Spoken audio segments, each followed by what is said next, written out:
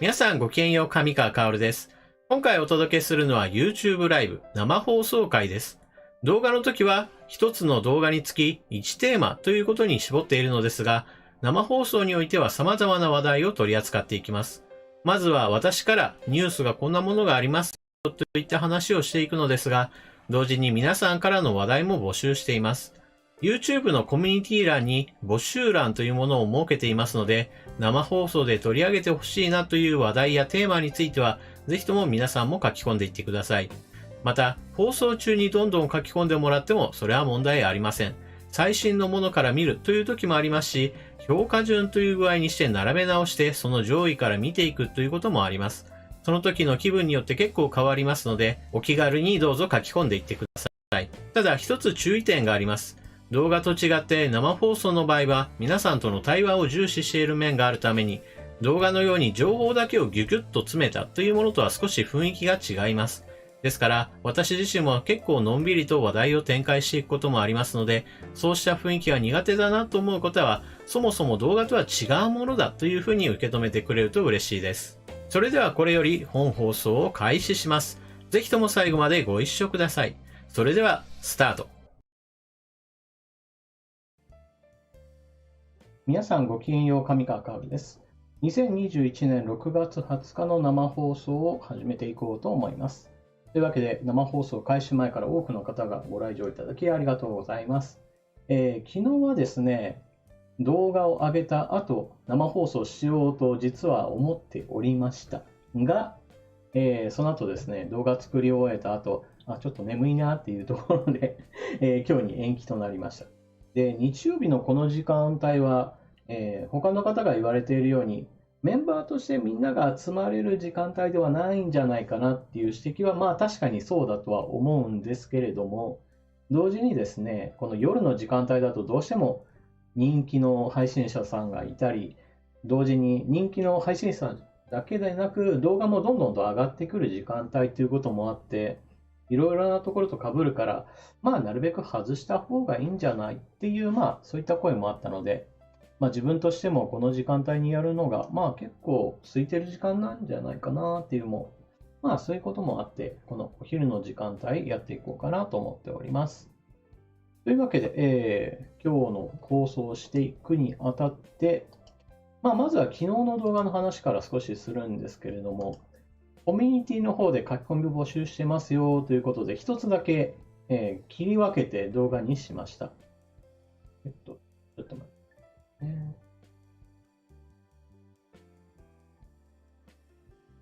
てね。双雲峡さんの書き込みですね、こちら。立憲民主党の5根について、立憲民主党の5根とは、1、生根、2、マザコン、3、ロリコン、4、マジコン、5、ザコンということで、こちらの方、まあ、一つ一つ取り上げるのはちょっと大変なので、まあ、まるっと相対の話をしたわけなんですけれども、まだ見てないという方は、ぜひとも、ご視聴よろしくお願いします。まあ、民主党に対しては私は非常にまあ厳しい意見を持ってますよというのは、まあ、前々から気づいている方はおられると思うんですけれども、まあ、同時に政府与党に対しても、例えば立憲民主党だけではなくて、自民党の中にも親中派がたくさんいますよっていう話なんかは、まあ、していますし、同じように親韓派、韓国に対して非常に融和的な態度をとっている人たちがいますよっていう、まあ、こういった話もしてきました。まあ、与党にも野党にもどっちにも問題がありますよっていうのは、結局私は、右の人から見れば左に見えるし、左の人から見れば私右に見えるしっていう、まあ、そんな立ち位置なので、与党にも問題があるし、野党にも問題がある。まあ、両方に対して問題ありっていう話は、まあ、ずっとしております。まあ、そういったわけで、与党にも問題がありますよっていう話を、まあ、野党側の話をした後には、一応、なんていうか、バランスを取ろうっていうふうに思っていて、取り上げる予定にしておりました。それがですね、つい先日、国会が閉会したわけなんですけれども、その最終盤の方にですね、いろいろと、もう時間がない、何としてもこの法案を通すのか通さないのかみたいな攻防というのが、まあ、いろいろあったわけなんですね。例えば土地の規制法に対して、これもしかしたら時間切れで流れちゃうんじゃないみたいな話があったわけですけれども、そちらの方は一応なんとかなったわけなんですけど、一方で全然これまとまらなかったよねっていうその最後の部分で一つ話題になっているのが、中国に対する非難決議。こちらの方が一つ大きな話題になっております。こちらの方も動画にしようと思ったんですけれども、後で動画に、切り分けて作るっていうのもありかとは思うんですけど、こちらの方を取り扱っていこうと思っております。よいしょ。で、この話の盛り上がっている争点としては、ジャーナリストの有本香織さんが、その内幕の部分、一体誰がっていうところを、個人名を挙げて伝えているので、その部分が大きな話題になっていました。これまでは私も動画の中で、例えば公明党っていう場合にして、一つの党全体を表していたり、もしくは二階さん、もしくは二階派という形で全体の塊、また日韓議連であれば日韓議連という一つの塊での話をしてきたんですけれど、それだけではなく、もっと内幕の部分、いやいや、二階派っていう全体じゃなくて、二階さんとプラスアルファ、こういった人がっていう、そういう個人名を挙げられるところが、ジャーナリストとしてのまさに仕事の部分ですよね。こういった話は私にはできないところなので、まさにご紹介するのにちょうど良い話ではないかなと思いますね。よいしょ。その他、具体的に名前が挙がった人の、どんな人の名前が挙がったのかなっていうところのご紹介もしようと思います。その他ですね、今日用意したニュースは、この、韓国大統領が G7 の時にですね、竹島が日本領ではなくて韓国側のものだったよっていう書かれた地図を私は見たんだっていう話をしていたわけなんですけど、この話の裏側というかその後の話、いやいやそんなものはっていう追及が出ておりますよっていう話であったり、それとですね、これはあんまり大きな話題ではないんですけれど、今後の政治の流れっていうのがどうなっていくのかなっていうのを見通していく上で、重要な、衆議院解散、衆議院選挙が一体いつになるのかっていうお話、こちらの方も今から予想記事って言うと変かな。このぐらいの時期にやるのが一番合理的ですよっていう話が出てきているので、大体このあたりで、私もまとまっていくんじゃないかなと思っていう話をご紹介しようと思います。衆議院選挙は9月28日公示、10月10日投開票という、こちらの案が、高橋洋一さんと、ジャーナリストの須田慎一郎さんが、お二人とも同じような感じで、それぞれの理由もほとんど似たようなものなんですけど、被ってるなっていう部分からして、よほどそれだけ信憑性が高く、考えられているんじゃないかなということでご紹介しようと思います。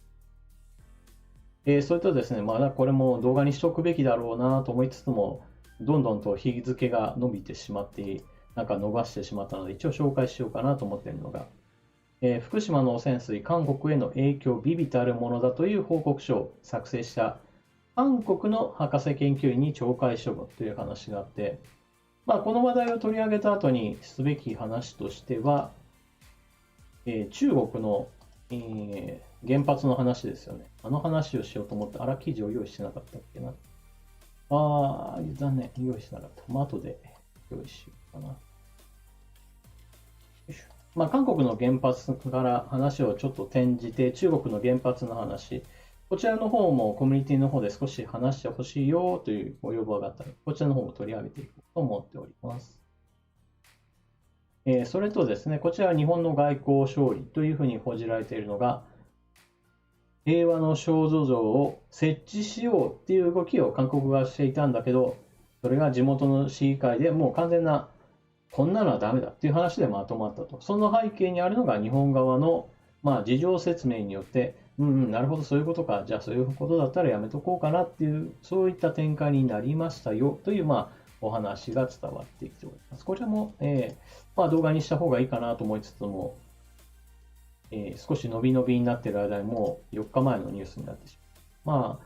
ここ最近私動画を作れるのがちょっとね、落ちているので、逃したニュースも多いでございます。そしてですね、オリンピックが近づくにあたって、このオリンピックをすることによって人流、人の流れっていうのがいっぱい起こって、これが感染を再拡大させることにつながるのではないかということで、不安になっている人の気持ちがものすごく高まっている状況です。で、そういった人たちの気持ちを高めてしまうような非常に気になるニュース。こちらご紹介しましょう。こちらは読売新聞の、独自ニュースとして、他のところであんまり見かけなかったかなと思うのが、入国者の位置情報、1日4000人応答なし、水際対策で行動管理強化へというニュースが流れております。こちらの方は、入国している人たちが、その後どういう行動をしているかという報告をしてもらおうという、お願いをしていたわけなんですけど、所詮お願いはお願いに過ぎないということで、特に何か罰則があるわけでもないし、そんなめんどくさいものやらないよっていう感じで、多くの人たちが報告しない、消息不明というわけじゃないですけれど、どういう行動をしているか全く把握できていないというニュースが、取り上げられております。よいしょ。あとはそういったちょっと辛いわーっていうニュースばっかりだと、皆さんも気がめいるだろうなと思って、こういう少し明るめのニュースも一つ用意しよう。フランスの若者の文化の中心は日本の漫画だったというニュースで、こちら今、新型コロナウイルスの問題でヨーロッパもかなり揺れてはいるんですけれども、そういった時に家にこもりがちになる人たちに対して、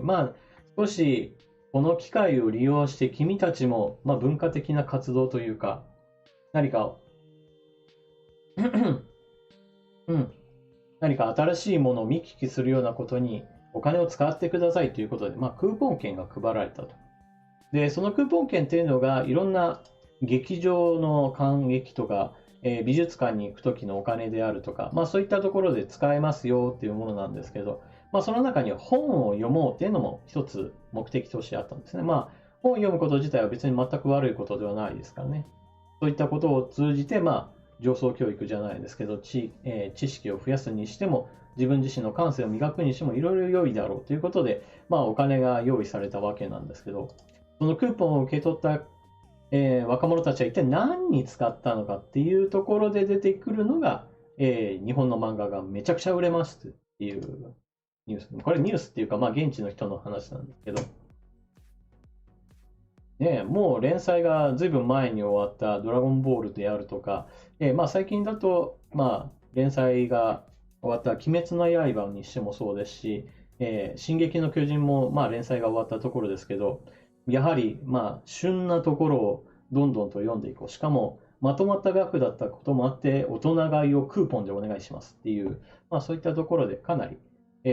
お金が使われているというところですね。この話結構、記事バーっと見ていくと、なるほど、そういうことがあるのかっていうことで、ちょっと、日本文化頑張ってますよっていうところをご紹介しようかなと思っております。さて、次。その他ですね、アメリカが中国ハイテク企業5社製品認証せずということで、着々とですね、こ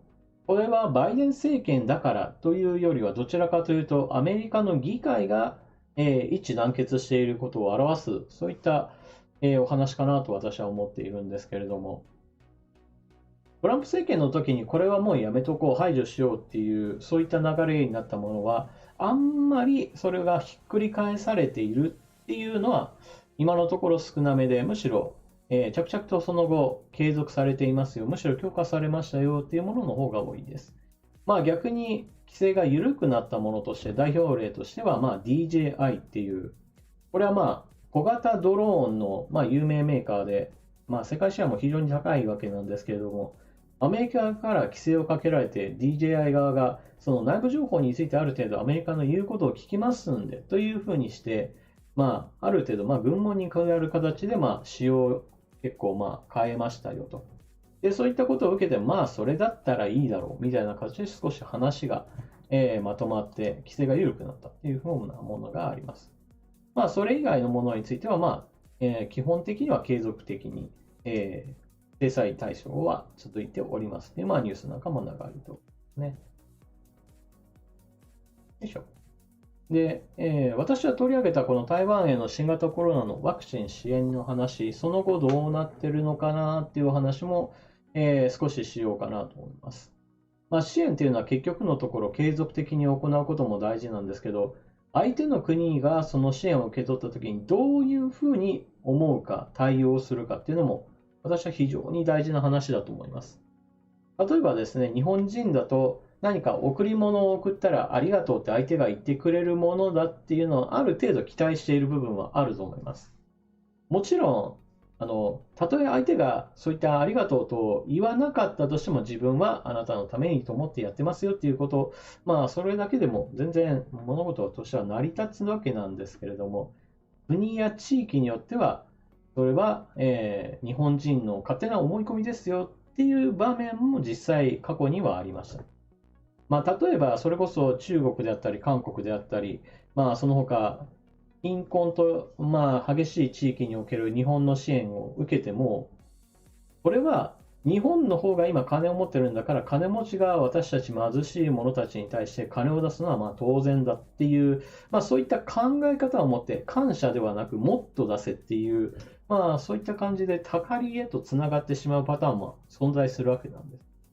なので、私たち日本人としては支援して相手が感謝するかどうかっていうのは相手次第ですよっていうことも非常に大事な考え方だと思います。でも今回の台湾はもうそういった意味ではもう即、政府側としても蔡英文総統自らがメッセージを出していますし、また民間の方、企業やそして台湾の人たちも今回の件に関しては感謝しますよという行動をしております。このあたりで、台湾側では、菅首相というよりはどちらかというと、奔走した場面として、安倍首相の名前が挙がることが多いようですね。で、行政とかだとどうしてもそういう、上の部分の話としては、本音かどうかっていうのは少し分かりづらいよっていう思われる方も、いると思います。でも実際、台湾の人たちが自分の自腹を切って、感謝する、いわゆる返礼のそういった活動もしていて、そのこともちょっと取り上げようかなと思います。こちらは台湾のクラウドファンディングって言って、何々をしよう、だからみんな賛同する人お金出してくれると嬉しいなっていう、いわゆる寄付を集める活動なんですけど、この活動は台湾でみんなからお金を集めて、東京の駅看板とか駅広告とかに、日本の皆さんありがとうっていうそういった感謝の言葉を伝える、そのためのお金を募るっていう活動が行われていて、非常に多くのお金が集まったと。で、最初は東京だけにその感謝広告出そうっていう話だったんだけど、ものすごくお金が集まったんで、東京だけじゃなくて大阪でもっていう形で、感謝の気持ちがお金にっていう、そういった形になって、実現しようとして、そういった話が出ております。こちら、そういっただけではなく、現地ではもう、日本ありがとうねっていう、そういったメッセージを出しているお店なんかもあって、台湾に暮らしている日本人なんかが来ると、いやいや、今回の件ありがとうねみたいな感じで、おまけとかくれるとか、そういった話なんかも書かれておる。そんな記事も出ております。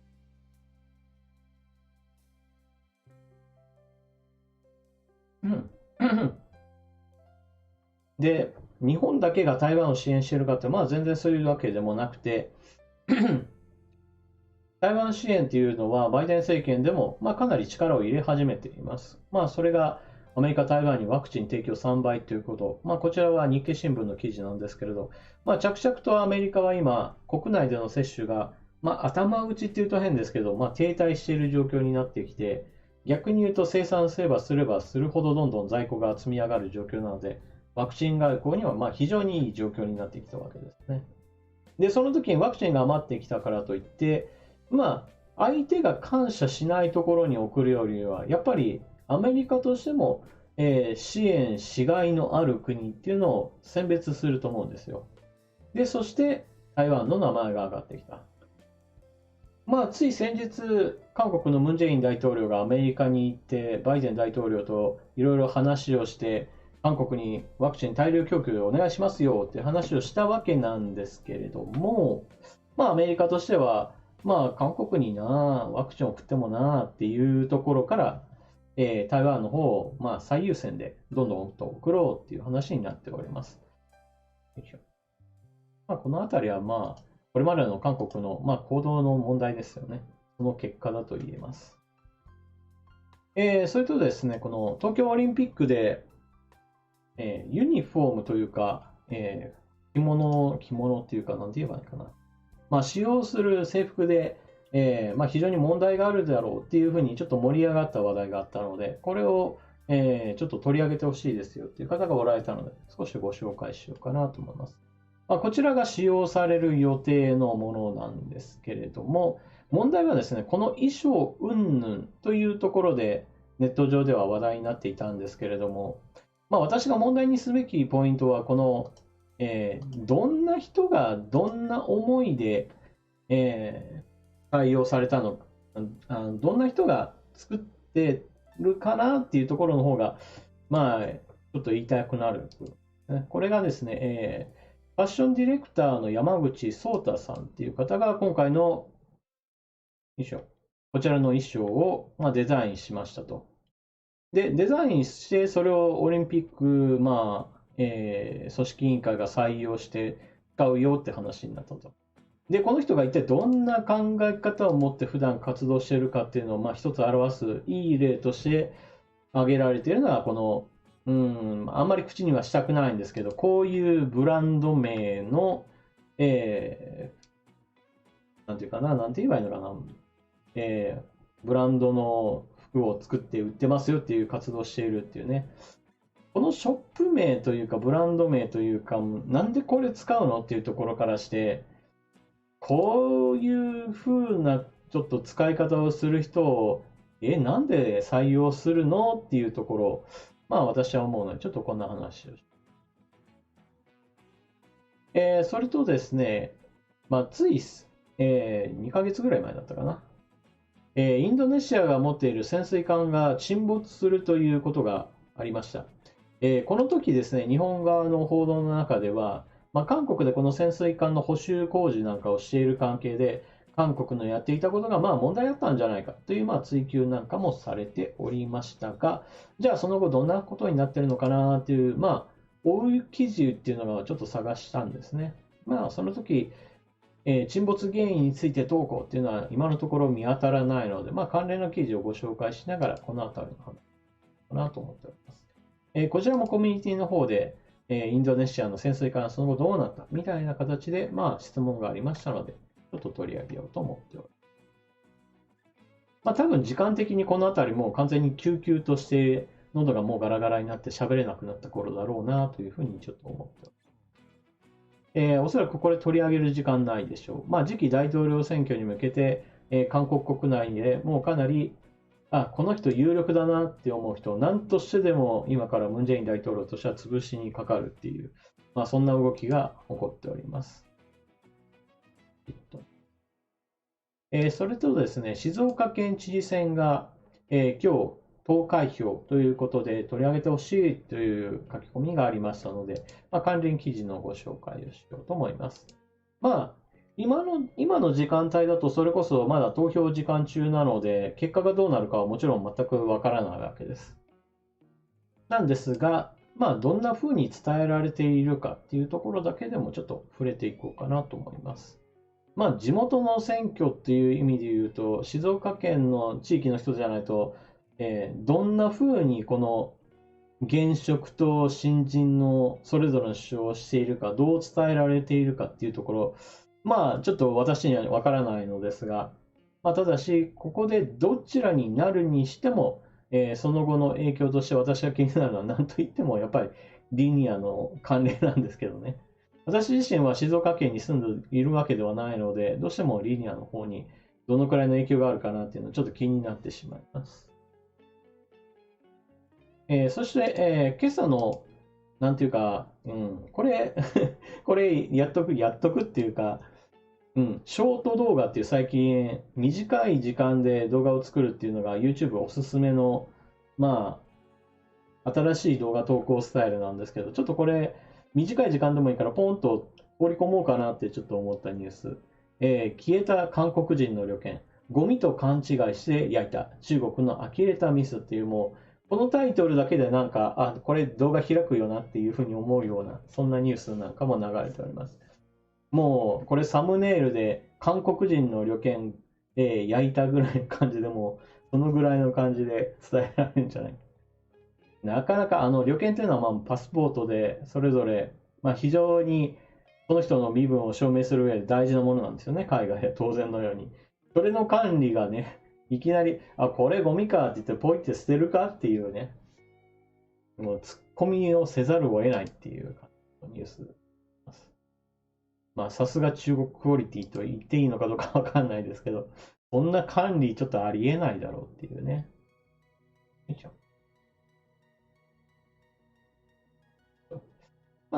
最後に、これ取り上げることはほとんどないとは思いますけど、朝日新聞の記事でですね、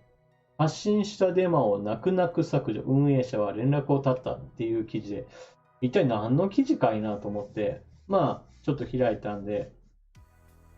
ちょっと時間的に取り上げることはないと思うんですけど、今インターネット上でデマと呼ばれるものを流している人たちはたくさんいます。で、その中にはですね、デマをデマだと分かって、配信している人たちっていうのも、結構いるんですよね。で、その人たちが一体なんでデマを流しているんですかっていう話になったら、それは当然のように、お金のためですよ。つまりビジネスとしてデマがお金になるっていう、そういった構図があります。これは YouTube であれば動画の再生回数っていうのがイコール、広告の、再生回数とつながるのでお金になります。そして別に YouTube 以外であっても、何かブログであっても、自分の独自ドメインのニュースサイトであっても、広告を貼り付けて、広告が表示されるごとにもらえるお金っていうのもあれば、もしくは、バナーをクリックして、その先に何か商品が売ってますよっていうのに、お金を出したらっていう形で、いろんな形でお金が巡るようになってるんですよね。手段としてはいろいろあるわけなんですけど、基本的にデマをデマだと分かって流す人たちっていうのは、基本的にはお金のためですよっていう、そういった、記事なんですけど、そこまで本質的にたどり着く前に記事が終わるっていう、ものすごい不完全燃焼なニュース記事でございました。このあたりちょっと話しておいた方がいいかな。ちょっと用意はしておくが、さて、というわけで、本日のニュースについてある程度ざくっとこんなものを用意しましたよという話をしました。で、今日のニュースについてはですね、こちらコミュニティ、今日の書き込み52件、こちらの方をある程度、参考にしながらニュースを集めてまいりました。というわけで、これからも早速それではニュース見ていきましょう。それと記事を用意してないものに関しては、もうサクサクっと結構進んでいくと思います。何しろ50何件あって、それを2時間ぐらいで、みんな話そうと思ったら、そんなに長いことを一つあたりの話題に話をするわけにはいかないですからね。よいしょ。とはいえ、今日一番最初、これだけはちょっと取り上げていくのに、ちょっと時間を割かないといけないなと思っているのが、この中国に対する批判、これを国会の中でちゃんと決議しようっていう動きがあったのに、最終的にはお流れになってしまった、その内幕を伝える、こちらのニュース記事をご紹介していこうかなと思います。まず全体の構図として説明しておきますと、中国には新疆ウイグルの人権弾圧と呼ばれる、ジェノサイド問題が発生しております。この問題に対しては日本国内でもいやいや、日本はスパイは持ってないんだから、現地で、日本のスパイが、確たる証拠、例えば映像であったり、写真であったり、指令書であったり、そういったものを獲得していないじゃないかっていう、ツッコミなんかもあるわけなんですけれども、いやいや、そういう問題じゃないだろうっていうところから、もう人権問題として存在するのは間違いないということから、中国を非難する決議、これをしようっていう流れがあります。ところがですね、16日閉会、通常国会で、こちらの人権侵害を非難する決議の採択が見送られました。この非難決議については、自民党の保守系議員がまず最初発起人となって、奔走していましたと。で、途中まではどうやらうまくいきそうだというところまで言っていた。そういった流れの中で一体何があったのかというところで、まずは全体の構図を紹介する記事、こちらご紹介しようと思います。なお、ニュース記事の読み上げは、ソフトを使わせてもらいます。実現できなかった理由として、与党幹部らは、1、国会日程が窮屈、2、決議は全会一致が原則なので難しい、3、人権侵害の証拠が確認できないの3つを挙げる。だが、1が理由にならないのは明らかだ。昨年11月、自民党有志の日本ウイグル国会議員連盟、古谷啓二会長、現在は超党派議連に改組は新疆ウイグル自治区の人権状況改善を求める国会決議の採択を目指す方針を確認。米政府が今年1月、中国がウイグル人などの少数民族にジェノサイド、民族大量虐殺を行っていると認定すると、人権救済を求める声は国際的に広まり、国会決議を求める機運も高まった。つまり、時間は十分あったのだ。自民党の二階俊博幹事長が会期末が近づいた6月7日になって、まだ関係者から10分意見を聞いていないと述べたのには首をかしげるしかない。2月に国軍のクーデターが発生したミャンマーをめぐる非難決議は中国の人権侵害よりも遅れて訴状に乗ったものの6月8日には衆院で可決された。つまり、時間のあるなしの問題を超えて、中国非難決議の方には強く抵抗する力が働いたということだ。2の全会一致はあくまでも原則でしかない。今回、最後まで積極的な動きを見せなかった公明党の石井啓一幹事長は11日の記者会見で、国会決議は全会賛成が前提と述べた。しかし、共産、社民両党が反対した平成24年8月のイ・ミョンバク韓国大統領の竹島上陸と天皇陛下に関する発言に抗議する決議など、全会一致に至らず行われた決議はかなりある。7年6月の戦後50年決議に至っては、当時野党第一党の新進党のみならず、与党の自民、社会両党からも反対者が出た。このため議員総数の半数に達しない賛成で採択という立法府の意思を示したとは言えない結果となった。では、3の理由はどうか。確かに中国政府は人権侵害を真っ向から否定しており、在日ウイグル人らが悲痛な訴えを重ね、メディアがその実態を報じても、日本政府が直接現地で人権侵害を確認したわけではないというわけだ。民党幹部は、新疆に大使館はない。報道のことしかわからないと語る。証拠がないと胸を張りたいのかもしれないが、過去には同様の事案でも決議が行われてきた。記事はこの後2まで進むわけなんですけれど、まずこの1の部分だけでも十分に問題点が明らかになっています。そもそも論として全会一致じゃないと許さないみたいなことを言っている人たちがいるわけですよね。それがまさに公明党だったわけなんですけれども、そもそも非難するときにおいてなんで全会一致じゃないといけないの？しかもそれが慣習であって何かルールとして制定されているわけでもないというところなので、日本の国会として大多数の人たちがもうこれは問題だということで、多数決を取れば私はそれで問題ないと思います。だからこそ今回のような全会一致ルールっていうのはもうないものにした方がこれを機会にして変えるべきものでしょ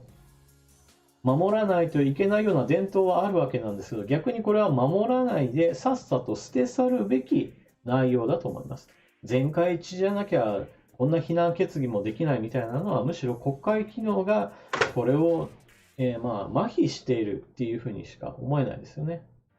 で、今回の話で、もう一つのポイントとしているのが、ミャンマーに対する非難決議はそのまますんなりと話がまとまりました。一方において中国に対する非難決議はもう今回のように、採択ができなかったっていうところからも分かるように、どれだけ日本の国会議員の中で親中派の人たちっていうのがうごめいているかの、一つの証明ですよね。何しろミャンマーの方から逆に言うと日本の政治に対するいろんな介入があるかって言われると、ほぼないからこそミャンマーに対する非難決議はすんなりできるわけですよね。例えば自民党の中に親ミャンマー派がいて、ミャンマーの軍事政権を非難するなんて許せないなんていう人がいるかっていうと、全然いないからこそ普通に言えると。一方で中国に対して、さあ非難決議でっていう話になった時に、いやいや、こんなのはあれができない、これができないみたいな話をいろいろと積み重ねて、全会一致じゃなきゃダメなのみたいな話を展開するっていうのは明らかに、中国の影響を受けた政治家っていうのはどれだけいるのかっていう話ですね。あら、2番はなかったっけな。続きを見る。よいしょ。というわけで、ちょっとその続き、全会一致じゃなかったもの、どんなものがあったのかとか、そういったあたりの、記事もちょっと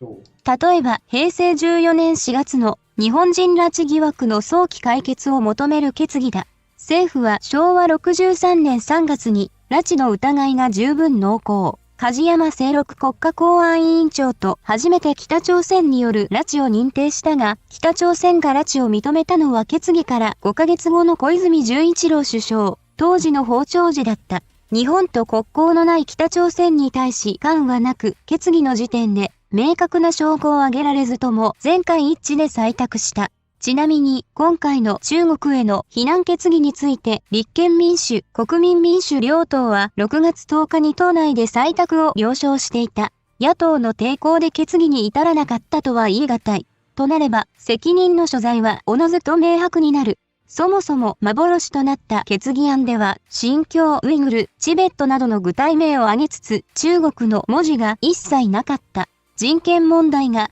一国の内政問題にとどまるものではないとして、深刻な人権侵害行為を直ちに中止するよう強く求めるとあったが、一国がどこで誰に中止を求めているのかを明示しない妙な気配りがあった。日本以外の先進7カ国。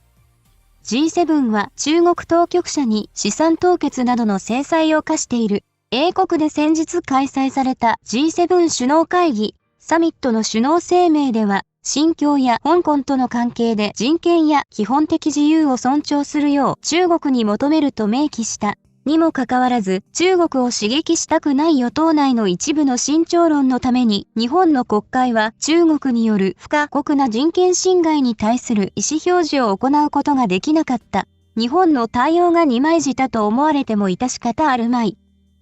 というわけで、まずこちらの、記事、続き読んでいったわけなんですけれども、そもそも全会一致じゃなかったとしても、こういった非難決議ができたという例は、すでに前例が存在していますよという話から、じゃあなんで今回できなかったんというところが、一つ問題になるわけです。しかも、立憲民主党や国民民主、そういった野党の方からも別に反対が強く出ていたわけじゃない。となると、もう責任は完全に与党の中でどうなったのかという話になってきますね。で、その内幕、じゃあどうなっていたのかなっていうのを、ご紹介していたのが、有本香織さんで、こちらの方の記事が、記事というか、DHC の虎ノ門ニュースであるとか、ツイッター、また、有本香織さんは、それこそ自分のチャンネルをニコニコに持っていたりもするので、そういったところでこういった話をされていると思うんですけど、今回は記事をご紹介しようと思います。有本香織の遺毒、精毒。誰が対中非難決議を潰したか。全野党は承認も自民党内にあまり興味ないんだと言い放つ人物。ということで、こちらの記事をご紹介しよう。ページとしては3ページちょっと長いんですが。旅の目的は、当地に住む亡命ウイグル人を取材することだった。ミュンヘンには世界最大のウイグル人コミュニティがあり、当時、この町の周辺だけで約500世帯、1500人ものウイグル人が住んでいた。皆、中国当局による人権侵害から逃れるため、故郷を離れた人たちだ。その惨状を国際社会に訴える活動をする、世界ウイグル会議の本部もここにある。同会議の総裁、ドルクン・エーサ氏は筆者の友人だ。そのドルクン氏のもとを私が訪ねた期間、フランスから初老のウイグル男性が一人訪ねてきていた。その人は私を紹介されると、開口一番、東日本大震災の見迷い、震災の報道を見ていても立ってもいられず、住まいから100キロ離れたパリの日本大使館へ行って、少額だが寄付をしたと言った。彼は息子3人を9年のウルムチ事件で中国当局に殺され亡命した人だった。息子さんを殺されての亡命生活は大変でしょうに、日本に寄付くださるなんて、と私が言うと彼はこう答えた。私の息子たちは自分の意志で民族のために戦って死んだんだ。しかし、津波に飲み込まれた日本の人々はそうじゃない。自分の意志に関係なく、ある日突然天災に遭うなんて実に気の毒だよ。そんな人たちを助けるのは人として当然だ。返す言葉がなかった。では、2ページ目に行きます。この辺りからが、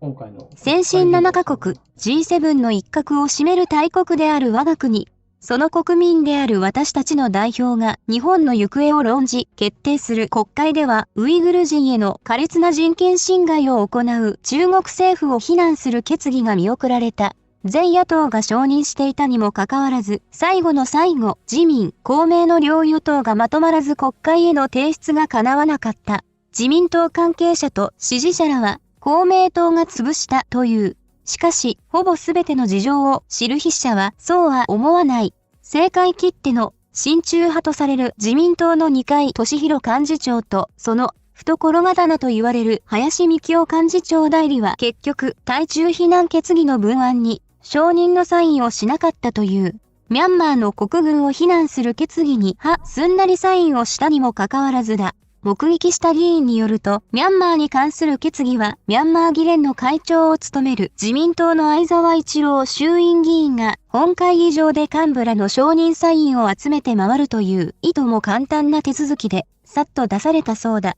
中国への非難決議で求められた外交部会での承認という、党内手続きも相手がミャンマーだと必要ないらしい。自民党のご都合主義に鼻白む。今週月曜、国会会期末が迫り、野党が内閣不信任案を出した日の午後、自民党の下村博文政調会長、古谷啓二元国家公安委員長、高市早苗元総務省、長尾隆衆院議員らは、二階氏と林、森山博国対委員長をそれぞれ訪ね、対中非難決議文の国会提出承認を求めた。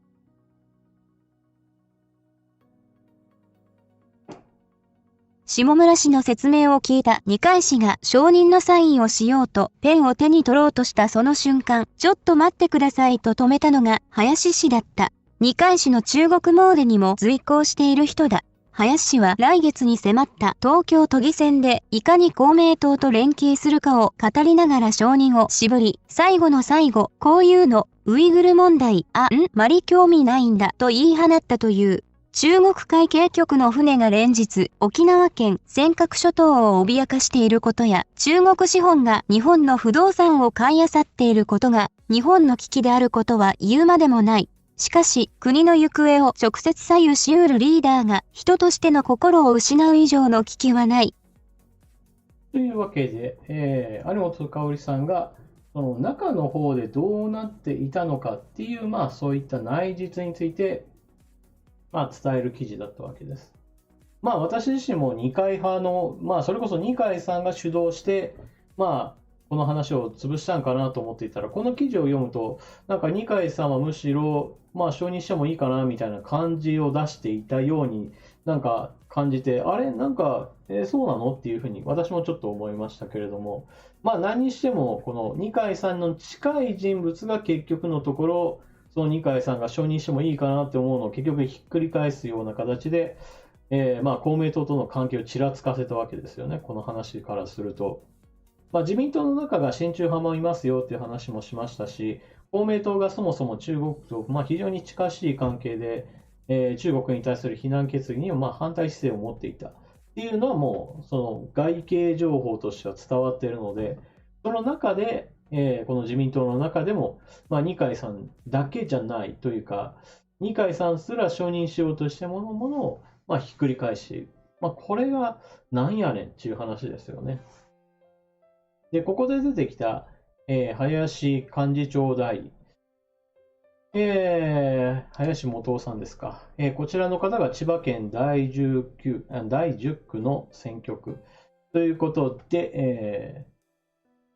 衆議院議員選挙ということで、次回の選挙でも当然衆議院の方なんだから、出てくるだろうっていうふうに思うんですよね。少なくとも比例だけじゃないでしょうというのは思うんですけれど、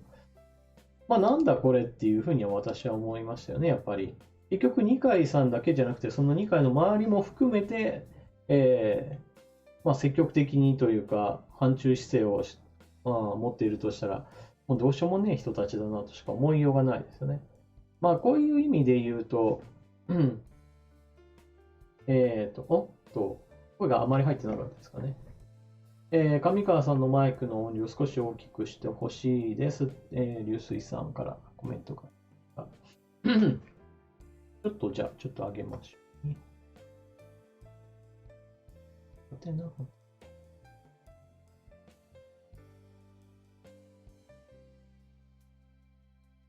はい。というわけで、ちょこっと変えましたが、こ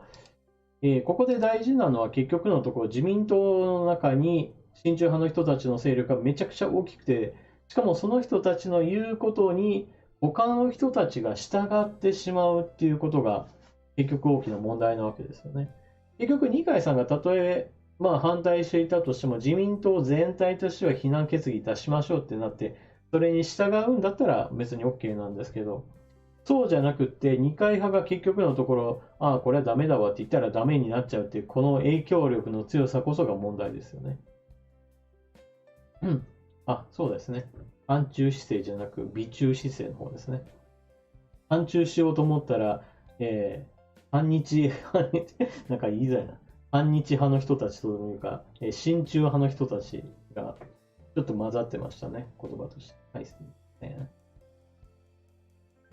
二階派が親中派で、そしてその人たちの影響力っていうのが結局、自民党の党としての行動そのものを変えてしまうっていうところですね。もうこういう話を聞くと本当思うのは、まず第一にも自民党の中で分裂してほしいって私は結構思いますよね。この親中派の人たちだけでは別にもう別自民党になってほしいなって、そのぐらいしてもらった方がかえって分かりやすいなと思いますし、もしもそれができないんだったら公明党の影響力っていうものも考えて、選挙のどうしても公明党が必要だっていう話をよく、なんていうかな、政治評論家の人たちは言うんですけれど、果たしてそんなに大事なのかなって私は思いますけどね。結局公明党とつながることによって公明党の悪影響を受けるんだったら、それ自民党にとっても結局支持者が離れていくだけだと私は思うんですけどね。といった具合にこの話は、二階さんだけじゃない、他にも林幹雄っていうこういった、その主導的立場にある人も積極的に親中姿勢っていうのを表明してしまう。そして日本の行動っていうのを縛ってしまう。これね、野党よりも質が悪いですよね。与党、その政権の動きにも影響を与える行動なわけですから。というわけで、内幕を、話してくれた有本さん。まさにこれはジャーナリストの仕事としてはまさにグッジョブっていう感じですね。結局のところ、公の部分で見えるのは、あくまでも党全体であるとか、二階派といったような、ある意味、全体を、ある程度単位で見ることはできるんですけど、こういった個人としてどんな動きをしているかっていうのを伝えてくれるのは、本当にジャーナリストじゃないとできないことじゃないかなと思いますね。いや、本当ね、こういう話を、もう地元選挙区の人たちはぜひとも聞いた上で、投票行動につなげてほしいと思います。で、こういった話が一般的なニュースとして広がらないから、結局のところ、いや、以前からずっとこの人国会議員だったからみたいな感じで継続的に投票してしまう人たちっていうのがいちゃうんですよね。もうぜひとも、以前投票していたとしても今回はとか、そういうふうにちょっと考え直してほしい。がありますよね。で、この関係の、書き込みをしてくれた方の、書き込みをちょっとご紹介しとかないといけないですね。この件に関しては、まさに、加藤正隆さんですね。この件について書き込みされているのは。先の通常国会でウイグルでの中国によるジェノサイドに対する非難決議案が見送りになった件について、ジャーナリストの有本香里さんが経緯暴露して話題になっています。特に自民党幹事長の決議案署名を最終的に留めた幹事長代理の興味ない発言は許しがたいと思っています。なぜそこまで中国に配慮しなければならないのか国民は糾弾すべきではないでしょうか。この件について上川さんはじめ皆さんはどう思われますか？ご意見伺えれば幸いです。というわけで、こちらの書き込みをもとに、今回の話を、ご紹介しました。基本的にこの親中派の人たちっていうのは、なんだかんだ言って中国詣でをしていることからもわかるように、中国に便宜を図ること、それ自体が自分たちに利益になってますよっていうことを、少なくとも、実際に何があるのかっていうのはわからないにしても、そうやって中国詣をしているっていう行動だけを見れば、この人たちっていうのはもう中国とつながってるんだなっていうことは、想像できますよね。で、地元の経済界に対してもあんまり声を強く出していない部分があって、それこそ日経新聞なんかでは、非常に長い期間の間、中国っていうのは、日本の製造業をもっと安く作るためには海外進出しなければならないっていう論法で、記事を長い期間書き続けた時期があって、で、それは日本政府の方も似たような話を、その中小企業に対して、中小企業だけではなく大企業に対しても積極的に進めていた時期っていうのがあって、日本の中だけでは、製造コストが高いんだからもっと製造コストを安くして、っていうような形で中国進出を、政府もそして報道のビジネス系の方も進めていた時期っていうのがあるんですね。だからこそ中小企業はそれに乗っかっちゃった形であっちに行ってる、そういったこともいっぱい起こっているので、今中国との間で摩擦が起きると、直接ダメージを受ける人たちっていうのもたくさんいると。だから政治家に対しても、おいおい、今中国とことを荒げるようなことをやめてくれよみたいなことを日本の中でも言う人たちがいるわけですよね。で、結構このビジネス界っていうのはなんだかんだ言って、自分の会社っていうのはまず大事だっていうのは、それはもう会社経営者としてそれは仕方ないことなんですけれども、でもそういった人たちが束になってしまうと政治的な影響力を持ってしまうので、結局進めてしまう政府にもその政策明らかに間違いがあったし、そしてみんな日本企業は中国に進出してしまうみたいな形で進めていた新聞報道なんかもこれは非常に責任重いと思いますね。うん。他の方も確か書かれていたとは思います。そうだな。あら、加藤さんだけだったかな。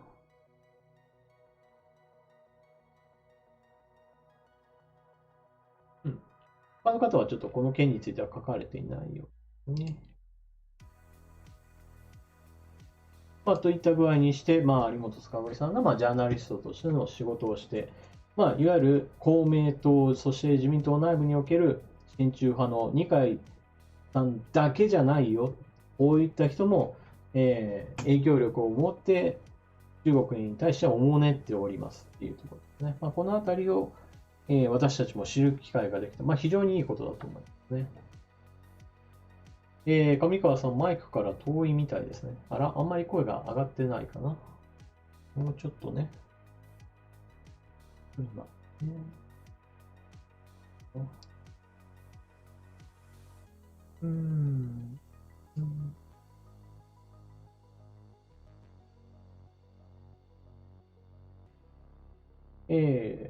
少し音量を上げましたがどうでしょうかね。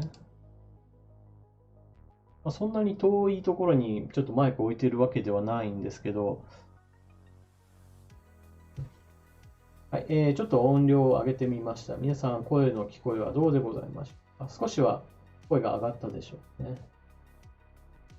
読み上げソフトはパソコンの中で音声が作られている関係で、いわゆるマイクと違って遠い近いとは関係ないんですね。変わりませんよ。あら、もうちょっとか。なんでじゃろうね。変わらない。あまり変われない。うん。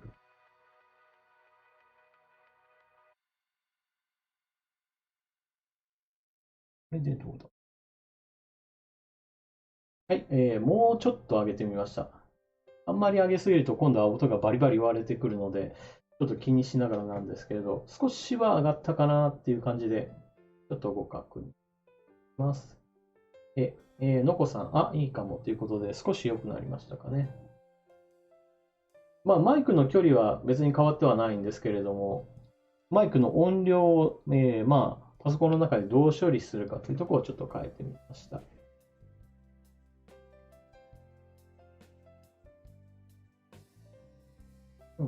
大丈夫そうですかね。はい。じゃあちょっと続きいきましょうか。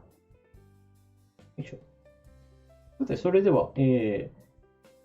なんとですね、ちょっともう半分半分じゃない、まあ、あっという間に4時になってしまいそうなので、ちょっと皆さんの書き込みをどんどんと、ご紹介していきましょうかね。それでは、まあ、ちょっと評価順に並べ直していきましょう。ともかすさんの書き込みをご紹介します。韓国との今後について質問です。日本人も韓国人も元気なお方は断交だとおっしゃいますが、断交したとして具体的にどうなるのか、その話をあまり聞いたことがなく、できたらこの話を伺ってみたいです。政治、経済、安保における短期的、中長期的なお話等々。あと、断交から新たな国交樹立までのお話も伺ってみたいです。ついでに、私は圧倒的ピノ派です。前夏、パルム派に蔑まれてますが。はい、というわけで、私はパルム派ですね。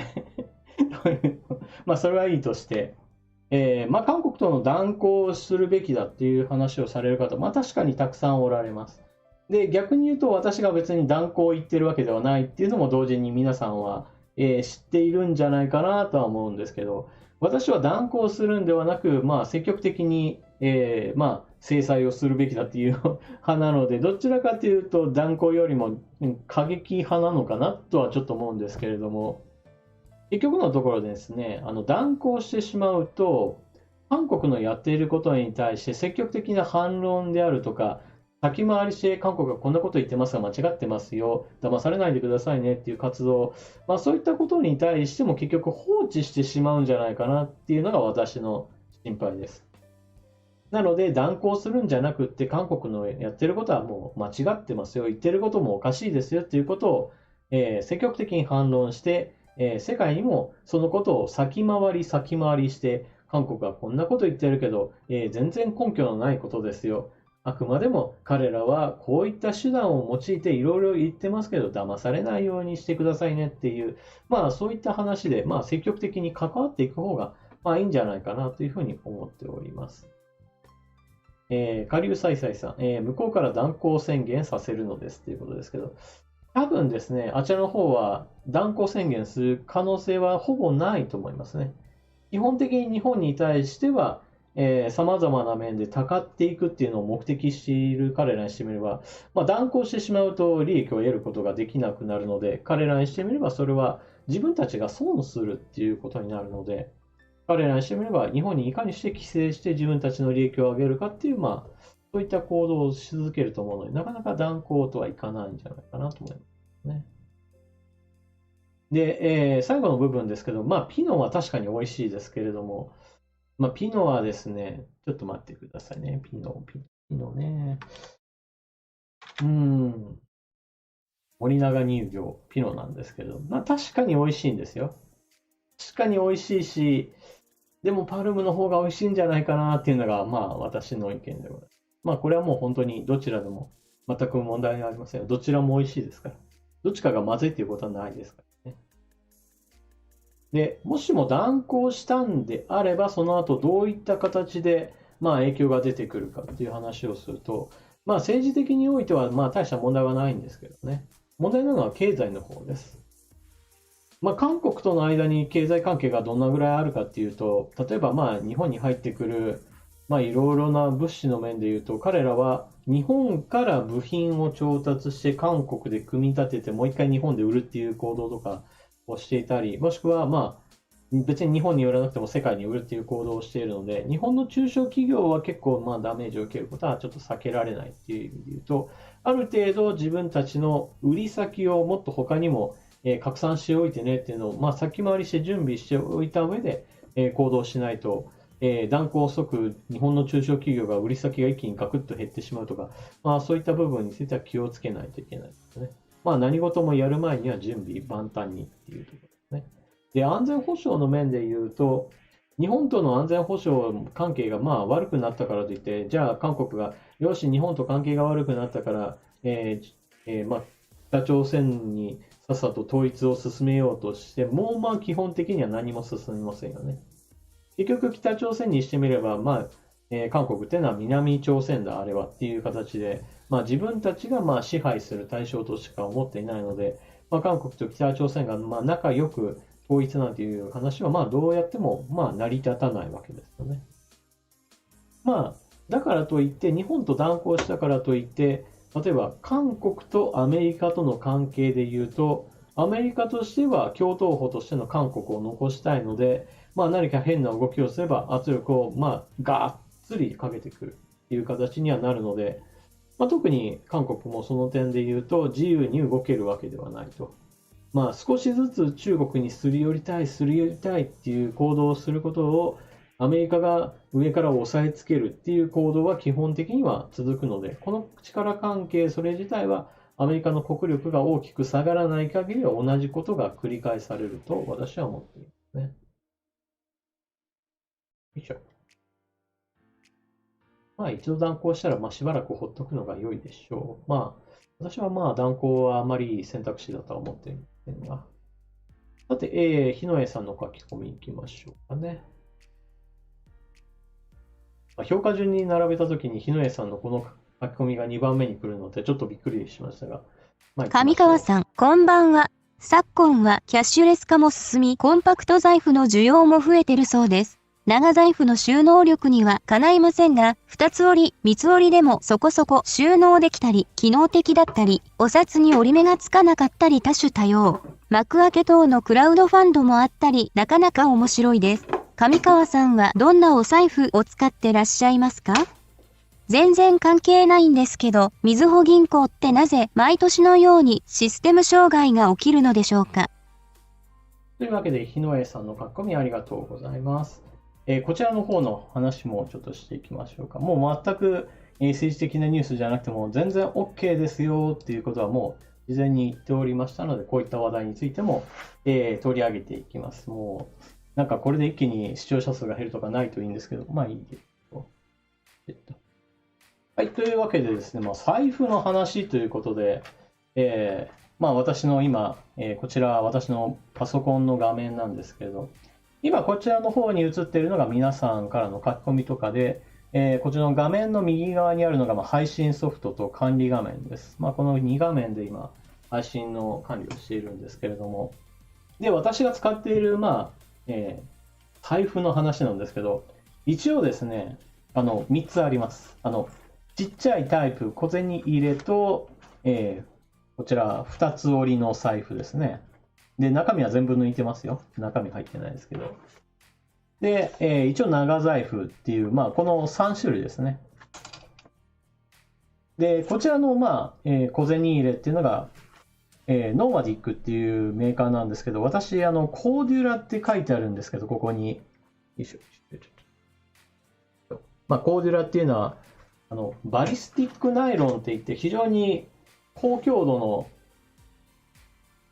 繊維、化学繊維があるんですけど、私こういった、なるべく一度買ったら長く使えますよっていうものが基本的には大好きです。100円ショップに行って、すぐにボロくなって捨ててしまうよっていうよりも、ちょっとでも、長持ちしますよ、高耐久ですよっていうものの方が、はるかに好きなので、このノーマディックって言われる、この小銭入れと、長財布についてはどちらもコーデュラのものになっております。で、一方ですね、この2つ折りの方、こちらの方はコーデュラとは書いてないんですけど、こちらは、ポーターっていう、こちらはカバンとかが有名かなっていうメーカーなんですけれど、こちらも非常に強い繊維、バリスティックナイロンっていうものを使っていて、こちらも非常に丈夫です。なので、どちらもそうなんですけれど、おそらくかなりの年数ずっと使い続けてるんじゃないかなとは自分で思ってます。ただですね、長財布は全く今使ってません。なんていうかな、一時期はこの長財布にちょっと憧れていたみたいな感じで、長財布も買った時期あるんですけど、なんだかんだ言って持っているものがどんどん減ってきています、今。現金をそもそもあまり持たなくなって、ほとんどが、カード決済、もしくは交通系 IC カードっていうものになんとなく集約されてきたので、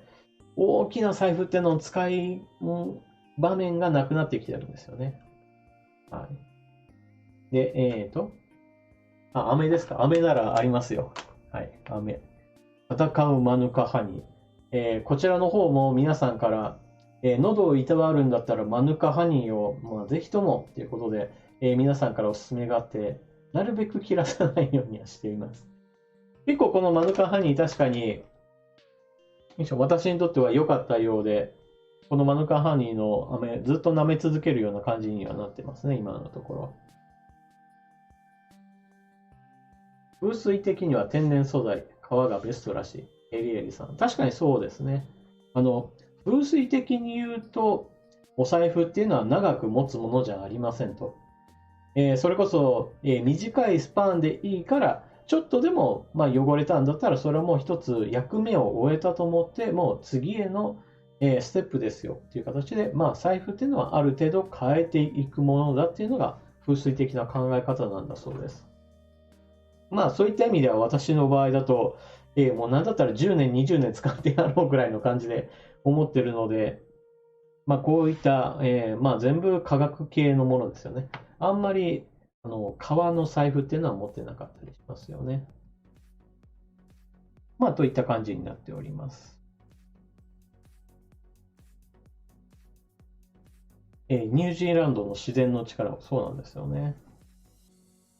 日本だとこういったマヌカハニーっていうのはないですよね。あくまでもニュージーランド基準で作ったものをマヌカハニーと認証しているそうでございます。パソコン周りが綺麗っていう話なんですが、これはもう一応撮影するように、物は片付けました。普段だとですね、メモ帳、私結構使うんですよ。手書きを重視していて、パソコンが目の前にあるんですけれど、結局手で書いた方が頭の中でまとまるっていう、デジタルネイティブって言われるような形で、もう生まれた時からスマートフォン、タブレットがあってっていう子供たちはいるんですけど、私の場合だと生まれ育った頃は本当にそういったものが全然なかった時代ですから、それこそゲームボーイの白黒から始まりましたよみたいな感じで、そこからカラーになったんだとかね、ガラケーからスマートフォンへと変わりましたとか、そういったテクノロジーの進化っていうのもちょうど、真っ只中にいましたから、どうしても手書きの方がなんだかんだ言って、使い勝手がいいなっていうふうに。なので、机の上も大抵はメモをあれこれあれこれ書いて、で、この部分についてはこうだったな、みたいな話を自分の中で整理しながら処理しております。そういった意味では、このボールペンも、フリクションボールって言って、書いて、その後、この後ろにあるこっちで、ささっと消せるっていう、こちらは非常に便利な文房具、今出てますよね。こういったものもあって、結構手書きを私は重視しています。田代圭一さん、Windows 7のパソコンしかないっていうことですけど、Windows 7は結構、なんていうかな、それ以前の OS に比べればかなり安定したものですよね。しかも、そろそろ Windows 10から次の11へと、進展しようとしている。なんていう、そういった話も出ております。といったわけで、どんな話だった？日野江さんから、財布の話でございますが、コンパクトな財布の需要はこれからもどんどんと伸びると思います。今、私はこの長財布買ってしばらく経った後に、これはもうもしかしたら一生使わないかもしれないって思っちゃいましたからね。二つ折りの財布が主にメインになって、最終的にはスマートフォンで電子決済全部するようになるんじゃないかなっていうふうには思いつつあります。で、スマートフォンで全部決済するようになったら、財布っていうのは、例えば身分証明書の、例えば運転免許証であるとか、臓器提供医師カードとか、あと、なんだろう、お金を落とすとき用の、銀行のキャッシュカード、クレジットカードみたいな感じで、4枚か5枚ぐらいのカードが入るぐらいの物入れがあれば、もう財布っていうのはそんなにかさばらなくてもいいんじゃないかなっていう、そういう方向になるんじゃないかなと思いますね。そしてですね、ちょっと全然関係ないけれども、みずほ銀行ってなぜ毎年のようにシステム障害が起きるのでしょうかっていうことなんですけど、これはみずほ銀行自身がその問題に対してどう考えているかっていうのを意見表明したことがあって、その中でもやはりいろんな銀行がどんどんと統合する中において、それぞれの銀行派閥っていうのが存在して、そして派閥ができるとどうしても自分たちの勢力争いが起きるっていうことから、社内の中で意思決定っていうのが本当に、統一されてないっていう問題がありましたよね。で、次の問題としてはシステム情報については結局のところですね。一つのシステムに完全に統合して、さあ全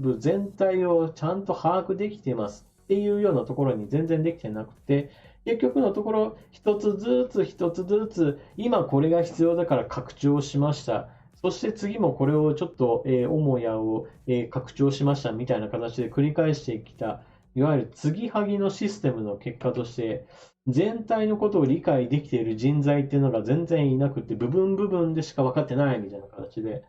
そんな中で改修を続けていったので、最終的には、もうシステム障害起こっても仕方ないよね、みたいな感じには、最終的にはなっていっちゃったので、そうですね。結局、みずほ銀行なんていうのは、日本国内においてもそんな感じですから、私は基本的には使わない方がいいとは思いますけどね。結局、銀行の今の機能っていうのは、それこそお金を預ける場所として、信頼できるかどうかっていうのが一番大事だと思うので、そういった意味では、システム障害を頻発するような、そんな会社にはやっぱりお金を預けるのはやっぱダメだと思いますね。ついでに言うと、やはり韓国系とのつながりっていうのも大きいので、私は、そういった意味でも、あんまり縁を持たない方がいいとは思ってますね。フリクションは公的文書の記入禁止になっています。その通りでございます。フリクションっていうのは本当に、熱を加えることによって書いた文字っていうのが消すことができるので、あくまでも個人の自分のメモ帳の時にはいいんですけれども、何かどこかに提出する書類には絶対に使っちゃダメですよっていうものです。その点お気をつけ。道具っていうのは本当に使い方次第でございますね。よいしょ。というわけで次行きましょう。岡村俊之さん、日本の日教祖についての書き込み。日本の教育について日教祖の存在意義、その是非についての見解をよろしく願えればと思います。というわけで、ちょっと3つ3行しかないんですけど、日教祖の存在意義なんですけど、そもそもの話としては、教師という職業の人たちがまとまって意見を言う、そういった組織、それ自体は別に悪くないです。問題なのは、日教祖という組織が、じゃあ、教師を守るために活動しているのかっていうと、そうではなくて、自分たちの政治思想みたいなものを反映するために動いている。これこそが問題なんですよね。だから組織として存在することが悪いんじゃなくて、今の中身が悪いですよっていうところが、今の日教祖の問題ですよね。本当に、自分たちが教職員という職業を、その仕事の環境を守るために活動するんだったらいいんだけれども、結局のところ自分たちの政治思想をどうやって現場教育の中に持ち込んでやろうかみたいなところで活動されると、これは非常に害悪っていう存在になってしまいます。だから存在意義っていうのは、本来とはもう趣旨が離れているので、今の日教祖は解体した方がいいっていうのが私の考え方ですね。教職員たちが自分たちの仕事環境を良くするための組織としては、もう全く別のものを作った方がいいとは思いますね。それと主天童寺さんの書き込みについてもちょっとおきましょう。中学校の教科書では明治以降の近代史が記載されているのに、その教育時間を考慮せずに端折りは処ります。これも日教祖の指示だそうです。そのおかげで私は近代史が苦手でした。日清戦争についても日露戦争についても近年までは詳細を知りませんでした。仕事に手抜きをするのは共産主義の悪いところですね。というわけで、今の教育制度の問題の中で、一番やはり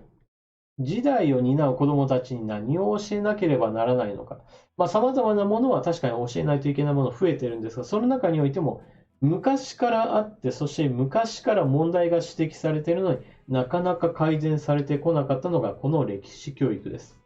どういうふうに歴史を教えるかってなった時に、まず順番的にじゃあ古代から教えましょうねってなった時に、最終的に、もう学年末になった時に、これもう3月になったけれど、ようやく現代に入ってきますわなんていうところだと、もうものすごい勢いでもうページをすっ飛ばしていって、何があったのかもよくわからないまんまで、卑弥呼さんがいたんだねっていうところだけはやたら覚えてるとかですね。あとはペリー来訪とか、あとはフランシスコ・ザビエルの、教科書に載ってる肖像画に、いろんな、書き込み、落書きしちゃうとかですね。そんな部分ばっかりが覚えてるみたいなことが起こってしまいます。で、これは明らかに近現代の方がまず重点的に教えた上で、じゃあここにつながる歴史どうだったのかなっていう戻る、そういった教え方っていうのが現代の私たちに必要な歴史の教え方だと思いますよね。何しろ、江戸時代の後、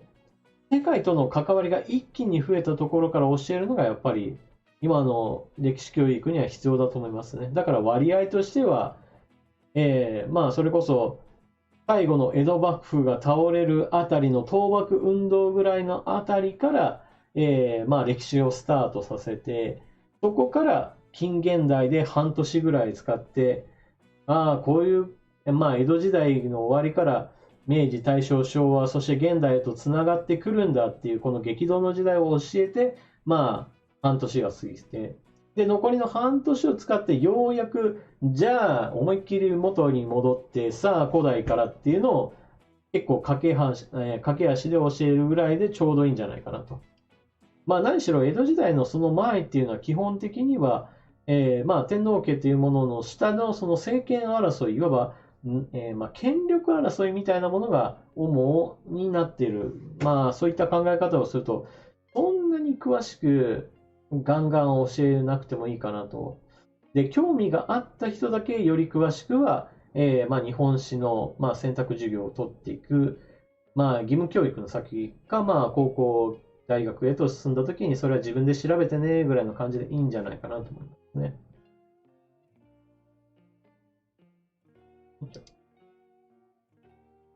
確かに、覚えておいた方がいいことっていうのはたくさんあるんですけれど、だからといって、どっちの方を重点的に教えるべきかと言われれば、やっぱり、近現代の方をまず集中的に分かった上で、それに遡っていくっていうのが一番いいとは思いますからね。というわけで、私の日教祖等歴史教育についてのお考え方です。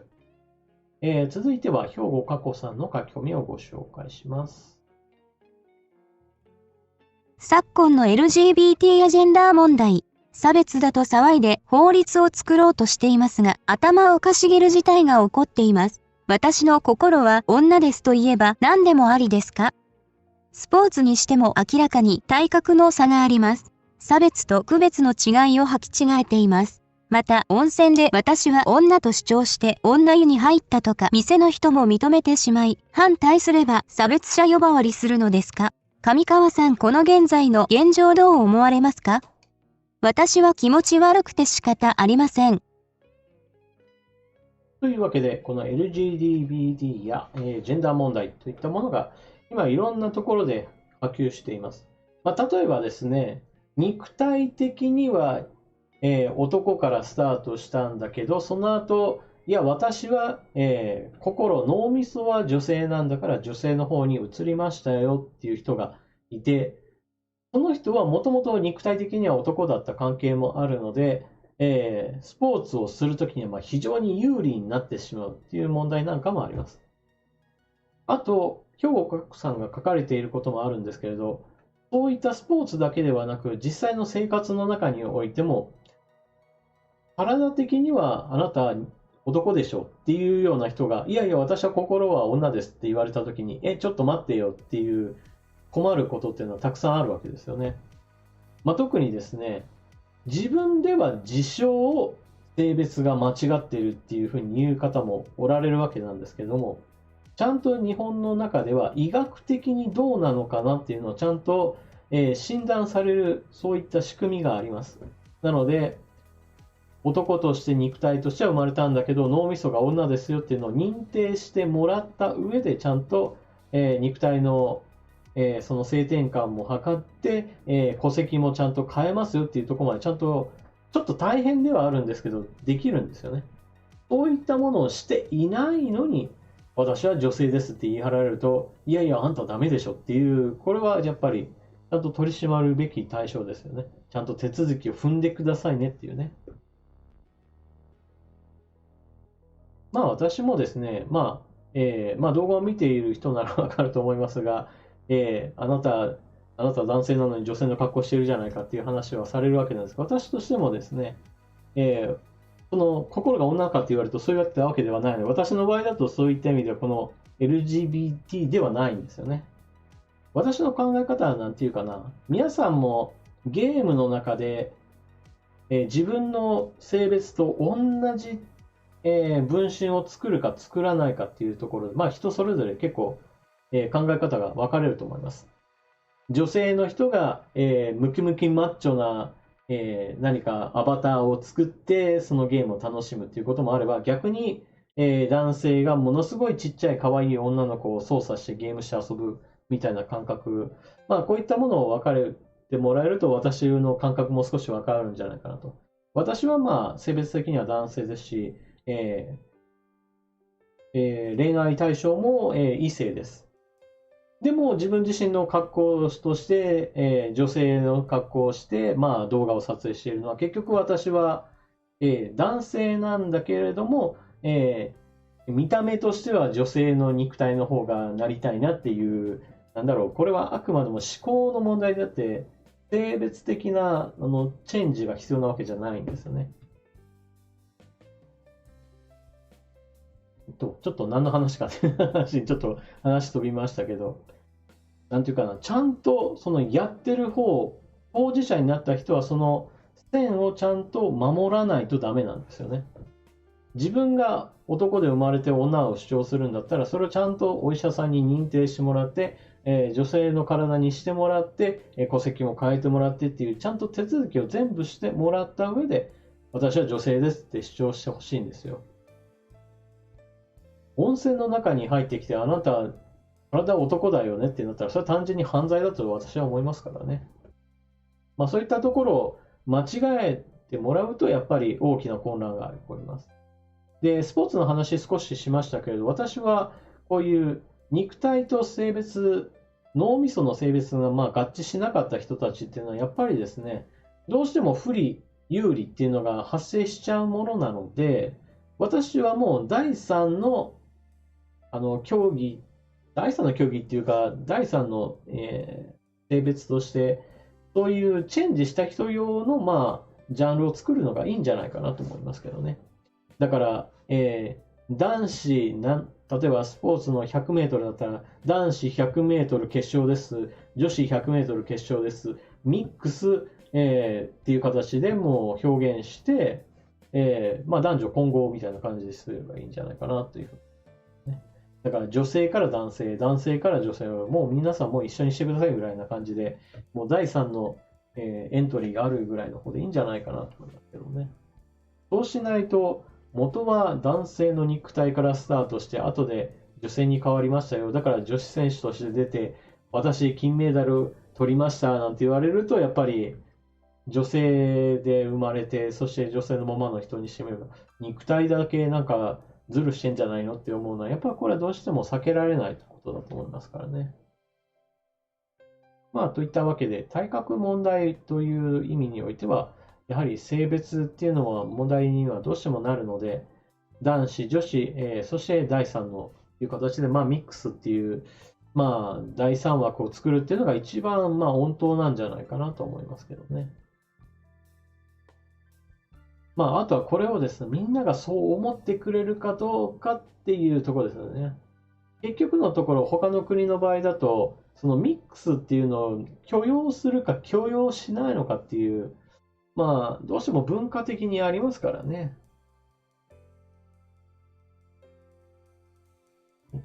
まあ、といったわけで、この問題は、私の考えはこのようになっています。よいしょ。それでは次行きましょう。UT さんの書き込みをご紹介します。大山原発放射能漏れ事故の実際のところはどうなのでしょう？フランスのフラマトム社 30% 出資がアメリカに助けを求めてましたが、中国が基準値を適当に上げてますが。というわけで、こちら中国の原発の問題でございます。中国のこの原発の何が問題かっていうと、まず共同運営しているフランスの企業がこういった問題がありますよっていうのをアメリカ側に報告書を出しました。で、報告書を出した段階でもこれは問題だって思っているから報告書を出しているわけなんですけれども、中国側はこれに対して、いやいや、そんな問題なんかそもそも存在しないって全否定したところからかえって問題は大きくなりました。で、その後ですね、世界各国からいやいやそんなわけねえだろうっていうツッコミが起こって、ようやく次の段階に移りました。中国としては、いやこれは全然ないから、その次は、これは中国を陥れるためのプロパガンダ、政治工作だっていうふうにして、今度は全否定から反撃へと移ったんです。で、これを受けて、欧米側の報道はさらに、いやいや、そんなわけねえだろ、どんな否定の仕方だよっていうふうに、さらに批判の声を強めたら、今度は第3段階で、中国側は、いや、確かに指摘するような問題はあった。だがしかし、この問題というのは非常に軽いもので、だからこそないも同然だっていう言い方に変えたんですよね。で、この流れを見ていくと、結局のところ中国としては、問題を隠蔽するために最初は全否定から始まって、次にプロパガンダっていう反撃に移って、最終的には、これは取り上げる必要もないほどの小さい問題だっていうふうにして、問題をめちゃくちゃ小さいもんだから、非難するのはおかしいっていう、なんだその議論っていう話ですね。結局のところ問題があったことをいかにしてごまかすか隠蔽するかっていうのに全力を挙げた中国っていうのがあって、そういった意味では結局のところ中国の体質っていうのは、ああ、やっぱりこういうのは隠すんだねっていうのを、まあ、より印象づける、まあ、事故でしたね。まあ、ただこの問題っていうのは、例えば、中国の原発がじゃあ、メルトダウンしていたのかって言われると、そこまではなってないことだけは、まあ、フランスの企業も言ってるので、まあ、そこは別に、本当はメルトダウンしてるんだけど、メルトダウンを隠したっていうところまでは言ってないと思います。まあ、フランスの企業が言うように、明らかに放射線量っていうのが、上がってるのに何かしら問題が起こったんですよっていうところまでは、ここまでは間違いないと思いますね。で、中国としてはそういった問題が発生しているというのを認めたくないので、基本的には事故はあったというか、まあ、放射能の、制御棒に破損があったということを認めた上で、でもそれはあくまでも基準内だっていう話へと、まあ、すり替えたということなんですね。まあ、この後メルトダウンでも起こらない限りは、おそらくは、この問題というのは縮小していく方向ですけど、結局のところこの問題は、中国の隠蔽体質がいかに、あからさまなものかっていうのを、まあ、みんなに知らせる、まあ、そういった事故だったと思いますね。それでは次行きましょう。今日も一日頑張り店さんの書き込みでございます。久しぶりに病院に行きました。コロナの関係で待合室から新聞、雑誌などは全部撤去されていました。テレビはあるけれど見ているのは老人だけ。どこへ行ってもみんなスマホしか見ていません。既存のメディアの収益はどんどん落ちていくのだろうなと思います。上川さんならどんなコンテンツをスマホに期待しますか？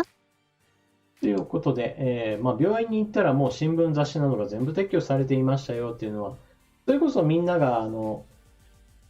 新聞が置いてあっても新聞読まないし、何か婦人雑誌とかが置いてあっても婦人雑誌読まずに普通にスマートフォンでネットニュースも見てるし、ネットでそういった公式サイトがそもそも存在するから、そっち見るからもういらないよっていう時代へとどんどん入っている。そういった話ですよね。実際その通りだと思います。例えば雑誌、紙媒体での発行というのはもうどんどんと落ちていってます。じゃあ、そういった業界完全になくなるかって言われると、どうやらそういう方向ではなくて、今は月額定額制で何冊もいろんな種類読めますよっていうサービスが、これからどんどんと普及していって、さらにもういろんな人がそれに加入すれば、もうみんなそっちの方に移っていくんじゃないかなと言われています。で、実際私もそうなると思います。Amazon プライムとかで入ってる人たちだと、それこそいろんな雑誌がついでに読めますよみたいな形で手に入る。そういったサービスっていうのを結局普及すれば、別に紙で単独で買わなくても、そういった月額サービスでもう何冊も読める方がいいよなっていう、こちらの方がやっぱり強くなると思います。で、私の場合だと、どんなコンテンツをスマホに期待しますかっていうので言うと、これは現在のところだと、Apple の Siri、もしくは Google でもやっぱり、音声で何か問いかけをしたらこういったものありますよみたいな形で今応答する機能っていうのがあるわけなんですけれども、これがやっぱりどんどんと発達していってほしいな。つまりもう人格を持ってほしいなって結構私は思っていて、で、スマートフォンの中だけじゃなくて、結局スマートフォンにつながったマザーコンピューターみたいなものがあって、もう会話ができて自分の知りたいことをちょっと調べてこれって言ったら、ああ、それはこういうことですよっていうふうに教えてくれるような存在っていうのをちょっと、スマートフォンがその窓口になってほしいなっていうふうに思っております。岡村さん、メンバーへの加入ありがとうございます。ハクビさん、AI のおすすめしか見なくなる問題が前から言われている。確かにスマートフォンが発達すればするほど大きな問題があります。例えば私、メモ帳に文字、それこそフリクションのを使って書き込みをして消したり書いたりをしてるんですけれど、パソコンやスマートフォンの使用時間が長ければ長いほど、本当に漢字が書けなくなります。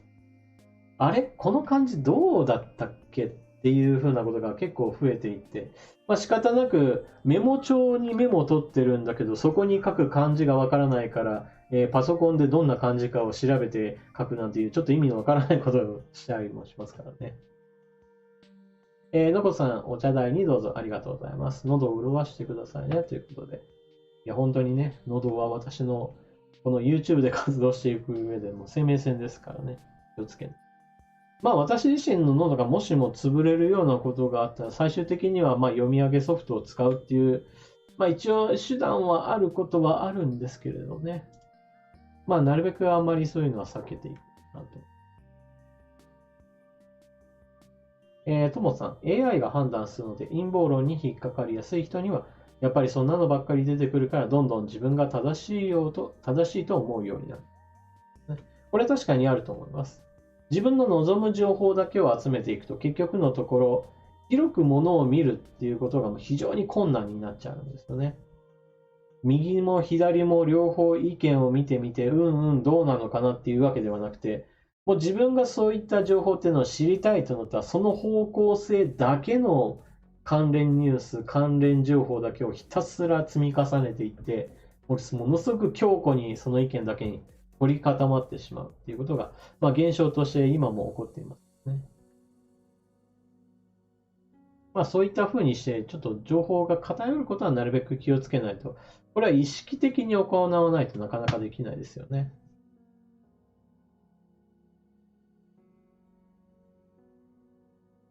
とといったわけで、今日も一日頑張りでさん。やはり既存のメディアの収益はどんどんと落ちていくと思います。これからは定額制のサービスにみんなが乗っかっていく。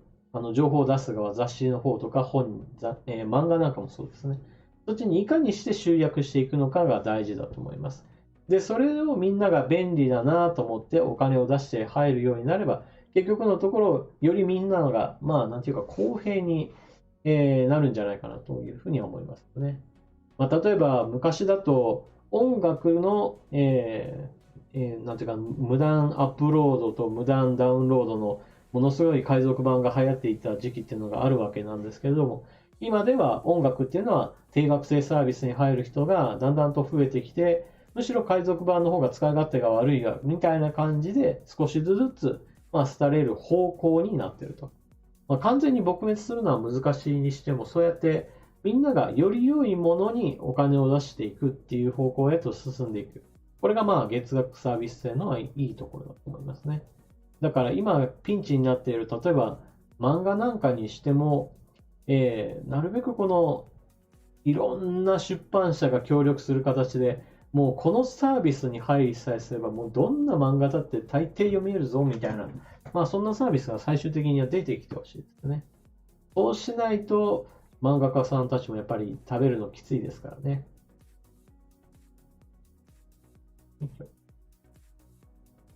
というわけで、今日も一日頑張りです。書き込みありがとうございます。次行きましょう。熊谷、弘明さんですかね。書き込みありがとうございます。コロナワクチン接種について、いろいろな情報が入り乱れていて、接種すべきか見送るべきかで悩んでいます。皆さんの意見を聞きたいです。というわけで、コロナワクチン接種について、いろいろな情報が入り乱れていて、接種すべきか見送るべきかで悩んでいますということなので、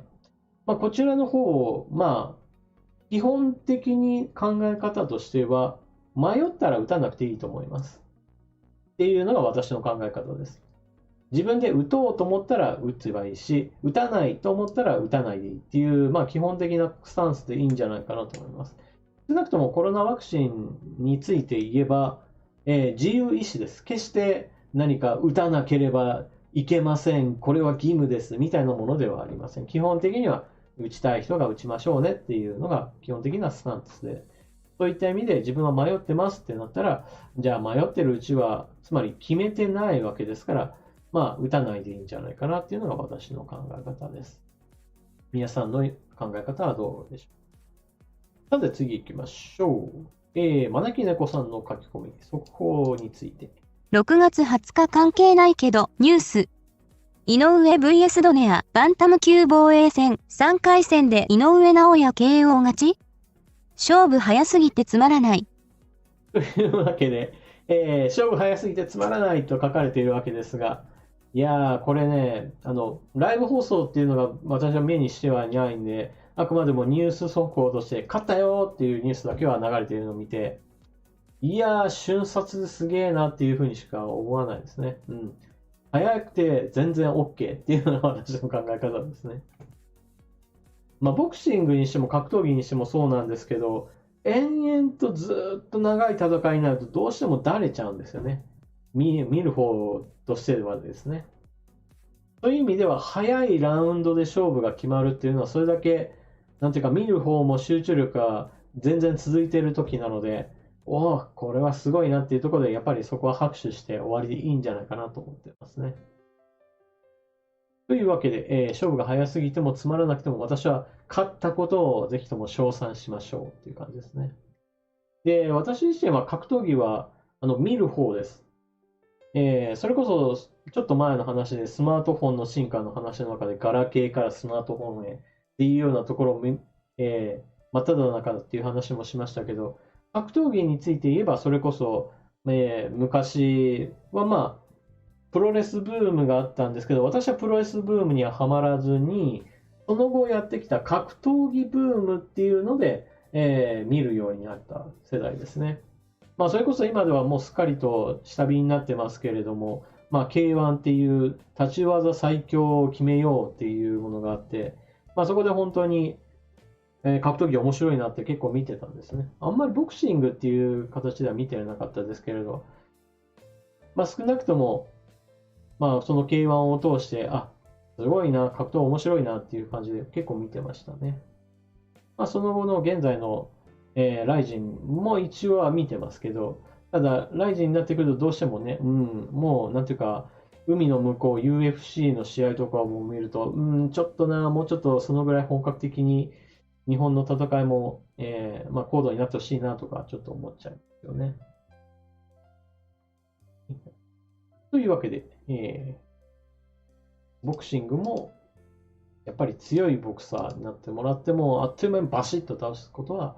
やっぱり称賛すべきものだと思いますね。もうダラダラとやるよりも、打ち合ってその攻防を楽しむよりも、ガツンと一発倒したら、もう、その KO シーンとかをもう何度も見直すぐらいの方で、私は楽しんでもいいんじゃないかなと思いますね。というわけで、次、ポンタさんの書き込みをご紹介します。初めて投稿させていただきます。よろしくお願いいたします。コロナワクチンの接種が遅れている要因の一つに、日本医師会が非協力的だったということがあると思いますが、今後改革することは可能でしょうか。日本弁護士会しかり、政治力のある特定の団体の野放図な振る舞いを許しておくと国益を損なうと思います。特に弁護士会は反日左翼の思想の持ち主が多い気がしますし、改革は喫緊の課題だと思います。というわけで、ポンタさんの書き込みありがとうございます。初めて投稿ということで、もう全然もう問題ありません。もう初めてでも何回目でも、特に扱いが変わるわけではないので、私としては。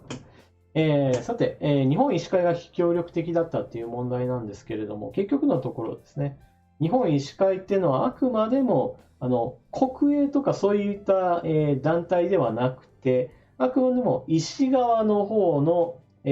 自分たちの団体なので、国の命令でこれやれって言われたら、はいっていう風な従うものでは性格的にはありません。なので、日本医師会としては、それこそ自分の病院とか、もしくは個人で開業している人たちっていうのは、別にそんなになんか国がこれやれって言われたからって言って、自分のその営業スタイルをなるべくだったら変えたくないなって思うっていう、そういった性質がそもそもあるわけです。別に国に従うもんじゃなくて、国がいろいろ言うんだけど、いやいやいや、医師としてはこうだよっていうのを言うための団体なわけですね。だから、協力してねって言われても、協力するけれども、あくまでもそれできる範囲でねっていう形で、一歩引いちゃうわけです。で、これが結局のところ、ものすごい全体へと波及しちゃうわけですね。あくまでも私立の病院とかだと、いや、うちはもうそもそも新型コロナの患者さんは取り扱いしませんよっていうことを別に言えるわけです。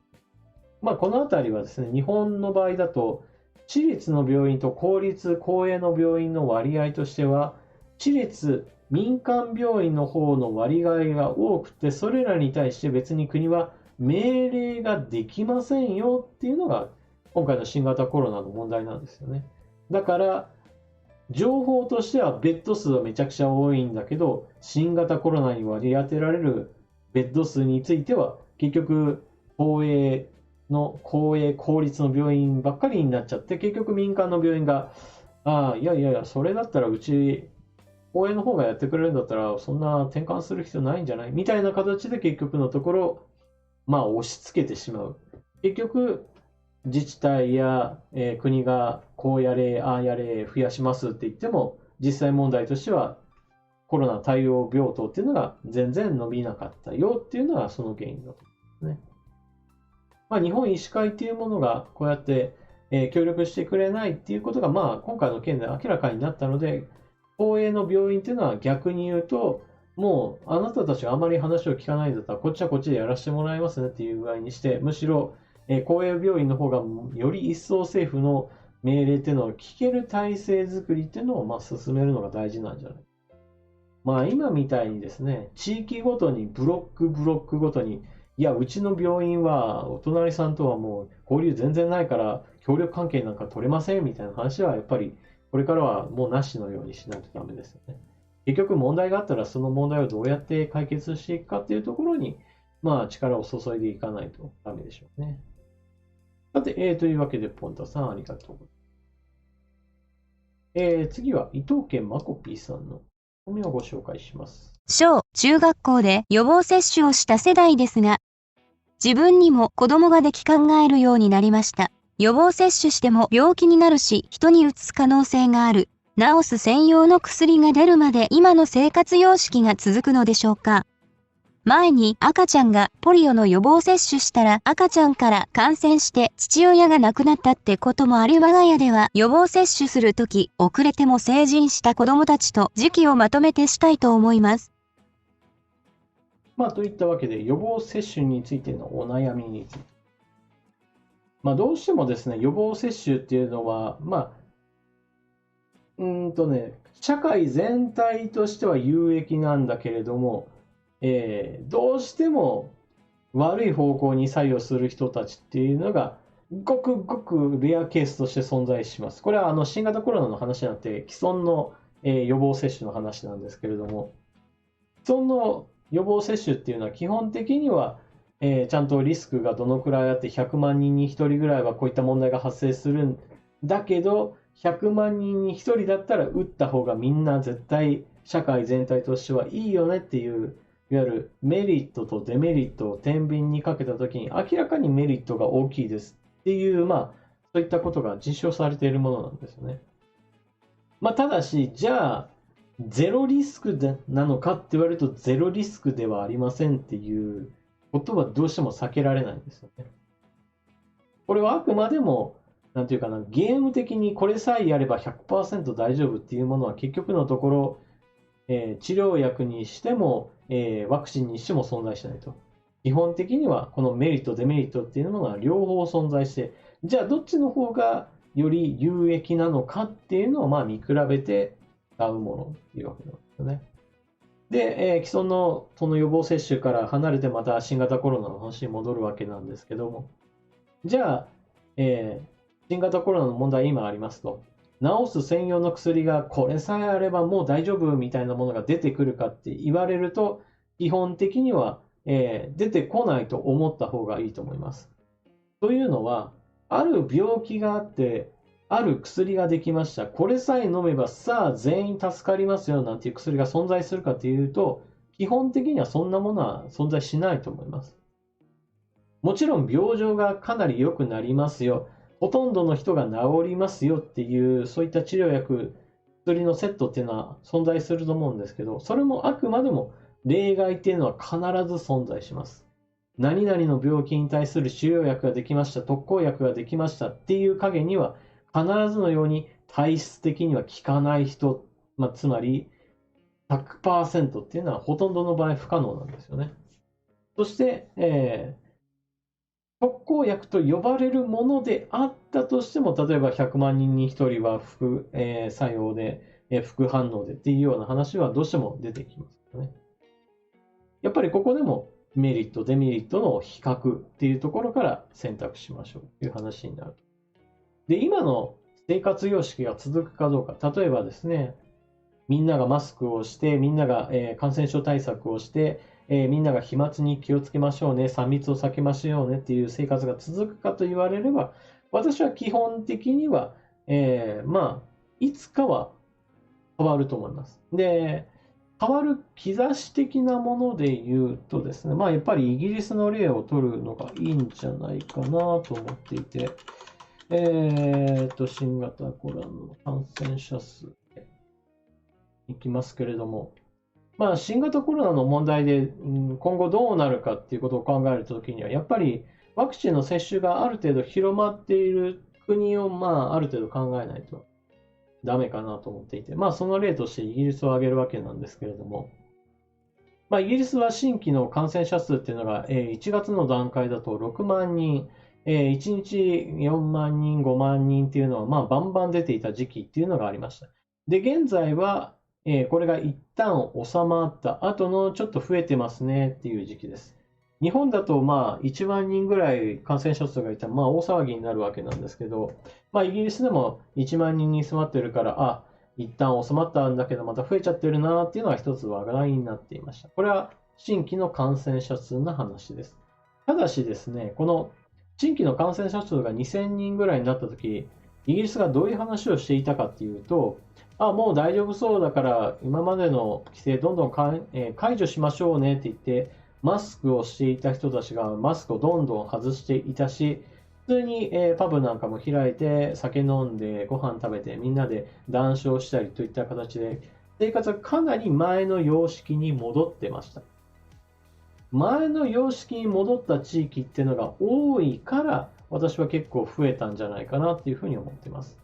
で、問題はこの感染者数だけを見ていたら考え方としては間違った判断を下すと思っていて、次に見なければいけないデータっていうのは、じゃあこの感染者数が激減してまたちょっと上がったなっていう状況の中で、死亡者数がどうなっているか、こちらのグラフと一緒に見て考えた方がいいです。で、こちらがですね、死亡者数の推移のグラフです。先ほど1日の感染者数が6万人、5万人っていうレベルであったとき、1日で亡くなる人数がどのくらいだったのか。1週間の平均で1248人の人たちが亡くなっていた時期がピークです。つまりですね、感染者数が多いイコール亡くなっている人が多いっていう状態がまさに大問題だったわけです。さて、それに比べて現在どうなっているかと言われると、1日の亡くなる人数がどんどんと下がっていきました。現在は2桁、5月3日死亡者数1人なんていう日もありましたが、その後死亡者数3人、5月19日。で、現在、最新の情報はどこだ、6月19日で死亡者数は14人となっております。さあ皆さん、ここで先ほどの感染者数のグラフ、さっきだんだんと下がってきたのが上がっちゃってきたなーっていう話をした後に、この死亡者数のグラフを見比べたときに、何がここで影響しているかって言われると、そもそも感染者数どんな人なのかっていう分類をすると、まずワクチンを1回しか受けていない人っていう人たち、プラスそもそもワクチンを受けていなかった人っていうこの割合が全体の多くを占めていました。イギリスにおいてはワクチンを受けた人は、世界的に見れば多い方ではあるものの、まだまだ受けていない人たち、完全に終わっていない人たちっていうのもたくさんいて、それらの人たちが生活様式が元に戻ったときに結局感染リスクが高い状態なわけです。でも全体として見ればその人たちは、まだまだ全体から見れば多いわけではなくて、結局のところワクチンを受けた人たちっていうのが結構多い。つまり割合として多いから、最終的に出てくるのが死亡者数が少ない。つまりその前にあるのは重症者数が少ないっていう現象です。ワクチンを受けている人が割合として多いから、新規の感染者は確かにいるんだけど、重症になる人が結局のところ少ないから、病院はガラガラになりますよっていう状態なわけですね。で、こうなったらどういう状態かっていうと、インフルエンザの大流行している時期と、状況的には似てきます。インフルエンザっていうのは確かに1000万人かかったら1万人ぐらいの人が亡くなる病気なんですけれども、じゃあそれによって医療崩壊が発生しますかと言われれば、そうではありませんと。新型コロナウイルスというのも結局ワクチンを打って重症化する人数というのが激減するようになったら、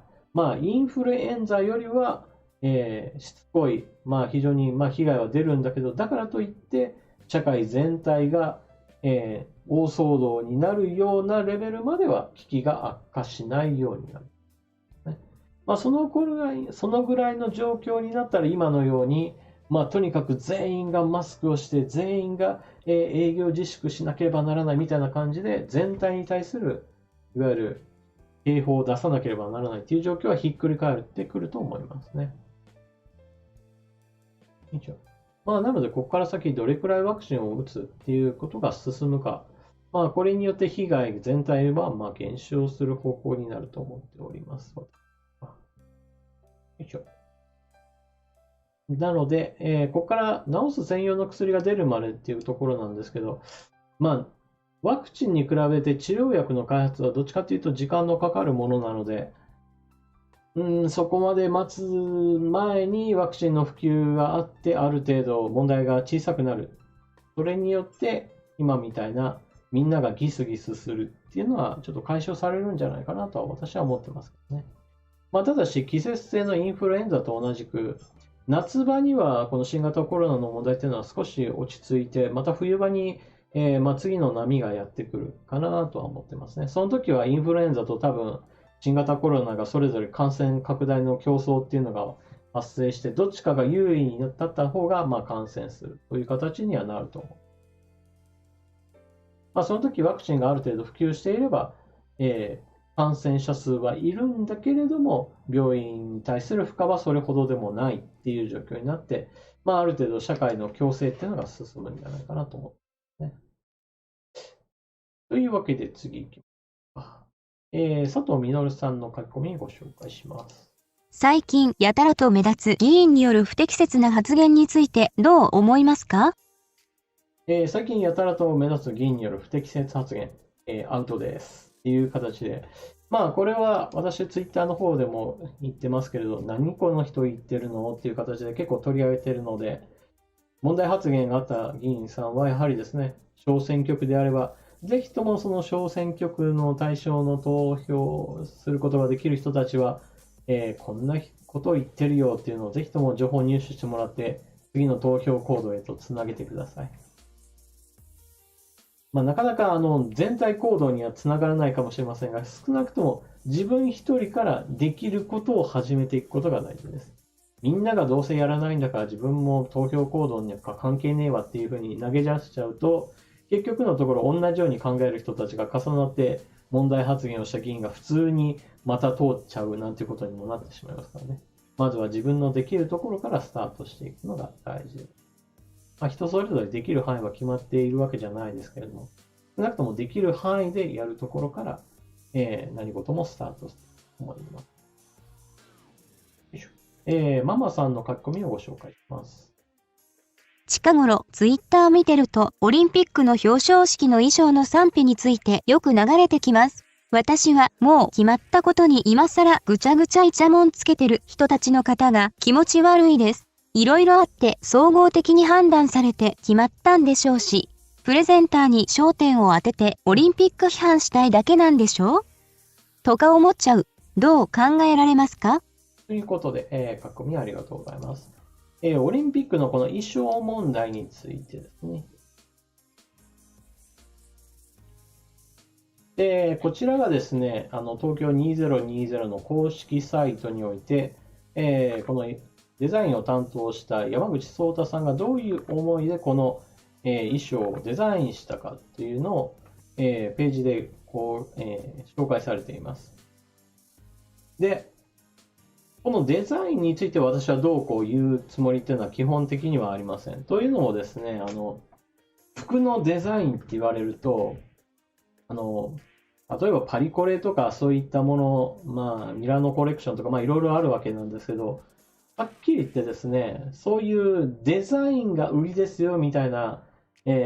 ものに対して私はもう実用性とはものすごく離れているものなんで全然いいと思わないんですよね。で、そういったものと、そういった実用性とか見た目いいか悪いかっていうのを全然考慮せずに、デザイナーっていうのはものを出してくるので、これも見たときに、ダメだなとは思いましたね。もう普通のものじゃないっていうところで言うと。結局、そういう実用から明らかに離れてしまって、これデザインいいでしょみたいなものを持ってこられると、いや、全然、なんていうか、あなた尖ってる、かっこいいと自分では思ってるんだろうけど、これ、あなたたちファッション界ではいいのかもしれないけど、普通に見るとダメでしょ、これっていうふうに、やっぱり思ってしまいますけどね。エリエリさん、パリコレのスケスケとかなんだろうと思うよっていうことですけど、いや、本当そうですよ、本当に。YouTube でそういったチャンネル普通にあるんです。いろいろなところで行われる、新しい新作ショーっていうのも映像でガンガン出してるところあるんですけど、その中に本当にもう奇抜さを売りにしていて、もうなんか目立ちたいんだろうなっていうのしか伝わってこないような服のデザインとかいっぱいありますからね。で、どうせだったらっていう意味で、私自身、服のデザインについてどうこういうセンスがあるかっていうと別にないので、あんまり言わない方がいいなと思うんですけど、これだったら普通に何か奇抜なものじゃなくって、皆さんが書かれているように浴衣であるとか、もしくは、サムエとか、そういったもともと日本に、存在するものを洗練する方向でいけばいいのに、なんでこういうなんかわけのわからんものになっちゃうのっていうところから、全然日本らしさを失ってしまっているっていうところですね。というわけで別に私自身はそのファッションの評価点を与えるようなそういう感性がないのであんまり深くは言えないんですけど、私はむしろ問題に思っているのは、じゃあこのデザインをした人がどんな思想をもとにしてこのデザインをしていたのかっていうその背景の方こそ私は、問題を指摘したいなと思っていて、このあんまり口にしたくない言葉なんですけれども、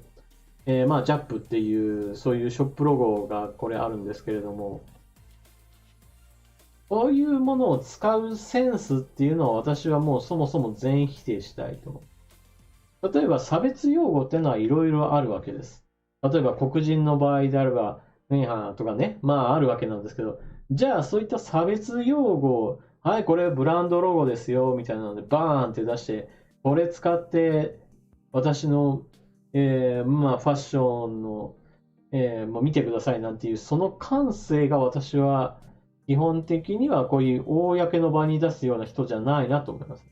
やりたければ自分の店だけでやってねとか、そういう権利はあると思います。いわゆる自己主張の手段としてですよ。でもこういったものを考えている人たちっていうのを普通にこういった公の場で出してくるってことになってくると、いやいや、あなたちょっと待ってねっていうふうには思いますよ。よいしょ。とは私は思うんですけどね。なので私はこの服装のデザインについて悪いという思いをするよりは、なんでこの人を採用する、そういったいわゆる人脈的な部分で採用側に同じような思想を持っている人がいたんじゃないかなっていうふうに私は結構思いますけどね。コンペ方式であれば集まった中からこれを選ぶっていうことにはなると思うんですが、逆にですね、この人に、じゃあデザインお願いしますねってなった時に、発注する元っていうのがいて、この人を選ぼうっていう、この決定プロセスがあるわけなので、その時にですね、やっぱり何かしら人のつながりがあるんじゃないかなっていうのは考えちゃいますね。そういった背景の方が私は気になります。で、この部分で言うと、オリンピック批判っていうのとはちょっと私は違うかなと思うんですけどね。私自身別にオリンピックを批判する気があって、このロゴデザインを引っ張り出してきたわけじゃないので、そこはちょっと違うかなと。ね。そして、ミルクティーさんの書き込みがわしゃわしゃと3つぐらいあったかな。これはちょっとね、なんていうか、話は結構飛んでる感じなので、あんまり取り上げない。ちょっと次は、じゃあ、旅好き和夫さんの書き込みをご紹介します。よいしょ。長崎の子猫行き、厳密には放棄について、ゴミ袋に入れて放棄した人物がどうのこうの、当然許されるべきではないは横に置いて、近年、ペットの飼育放棄が目立つようになってきました。もちろん、昔から多少はありましたが、ここ近年の危険生物の放棄もちらほら、飼育の権利、自由と責任、義務のバランスが悪いような気がします。かといって、届け出の強化は密漁を増長させるのでは？と回答を求めるのが難しいです。上川さんでしたらどういった方向が人間玩具動物、これも正しい表現か？販売業者のバランスが取れると思われますか？先日の北海道熊騒動、熊も人も悪くない。生活エリアが一致できないだけだから、猫や犬は人間の生活エリアに溶け込めるからすごいと思います。というわけで、ペット問題。まず最初の前の方の話っていうのは、子猫が生まれましたよ。その子猫をゴミ袋に入れて、ゴミ出しした人がいますよっていうのが、これがまずニュースになりました。で、後半の部分は、北海道でクマが、札幌の、中心街に近い方にどんどんとやってきて、最終的には通りがかった人を襲ってしまいましたよ。そして、自衛隊の基地なんかにも入り込んで怪我をした人が出ましたよ。最終的には猟友会が出てきて、射殺しましたよっていうニュースですね。ちょっと前半と後半の部分で話が別なわけなんですけど、まず前半の部分、ペットビジネスについてなんですけれども、基本的には私は規制はかけるべきだ派の方です。というのも、ペットっていうものが、欲しいと思った人たちっていうのが、買って、でも買った時は欲しいと思ったんだけど、育てていくうちに、やっぱり違うわと思って、ペットを途中で捨ててしまうっていうことがあって、それが結局、飼い主がいない状態で街で見つけられたら、それはもう、取り手が見つからない限りは殺処分の対象になってしまいますよっていうことから、社会問題化したわけです。で、一方において規制をかけていくと、だんだんと、買いたいと思った時にすぐには買えませんっていうことにはだんだんとなっていきます。そうするとペットショップとしては、もうさっさと売るのができないことになるので、基本的には規制はかけられたくないわけなんですけど、でも、ペットにしてみれば、そうやって規制がかかった方が基本的には不幸になる確率が確実に減ります。衝動的に買う人たちっていうのがいなくなるわけじゃないですけど、数としては減少するからです。私は飼いたいんだなってなってペットショップに行って、なるほど、こういった、犬猫、その他動物は飼いたいんですね。それでしたら、このぐらいの期間お待ちいただけましたら、ご用意できますよっていう、それでもいいですかってなって、例えば、半年ぐらい待ちますってなった時に、その時にやっぱりじっくり考えると思うんですよ。半年先かと。っていう具合にして、たとえ半年先でもいいから私はちゃんとその、ペットとして飼ったものを最後まで面倒見ますよっていう、そのぐらいちゃんと考えている人たちっていうのを対象にして、ペットビジネスっていうのはちょっとやってもらいたいなと私は思います。で、そうしないとですね、もう気分で買いました、気分で捨てました、そして不幸になって命を奪われる動物たちがいますなんていうのは、やっぱりこれは人間のちょっとわがまますぎるでしょっていう部分がありますからね。ヨーロッパの例をちょっと出されると、基本的にはヨーロッパだと、動物を飼うっていうことは基本的にはそういう気分で買うっていうのは、ほとんどできない状態になっていて、そういった意味ではあちらぐらいの規制をかけた方がいいんじゃないかなっていうふうには思いますね。あくまでも最後まで面倒を見る前提をちゃんと分かった上で、しっかりと覚悟を持った上で買う。そういった覚悟ができてない人だったら、そもそもダメですよ、売りませんよぐらいな感じの、そのぐらいの規制があった方がいいと思いますね。どうしてもこういった話をすると、しつけをするためには、その飼い主の人に対しても講習をするような、そういった規制をかけてもいいんじゃないかっていう話が出てきて、で、そういった講習をするためのまた団体ができてってなると、そこは利権化してしまうので難しいんですけど、でもそういった問題はあるにしても規制はかけないと、人間のわがままで結局捨てられてしまうペットっていうのをなるべく減らした方がいいと思いますからね。よいしょ。といったわけで、なるべくだったら守る方向で、ペットを守る方向で規制をかけて、人間のその衝動買いを防ぐような、そういった方向に話は進んでほしいですよね。で、熊の方の話なんですけど、別にこの熊も人も別に悪くないんですよ。別に熊にしてみれば人間の街に出てきたからといって、何か法律違反だっていうわけじゃないですからね。そもそも熊に人間の法律は適用されないわけですから。ただし人間に傷つけてしまった以上はも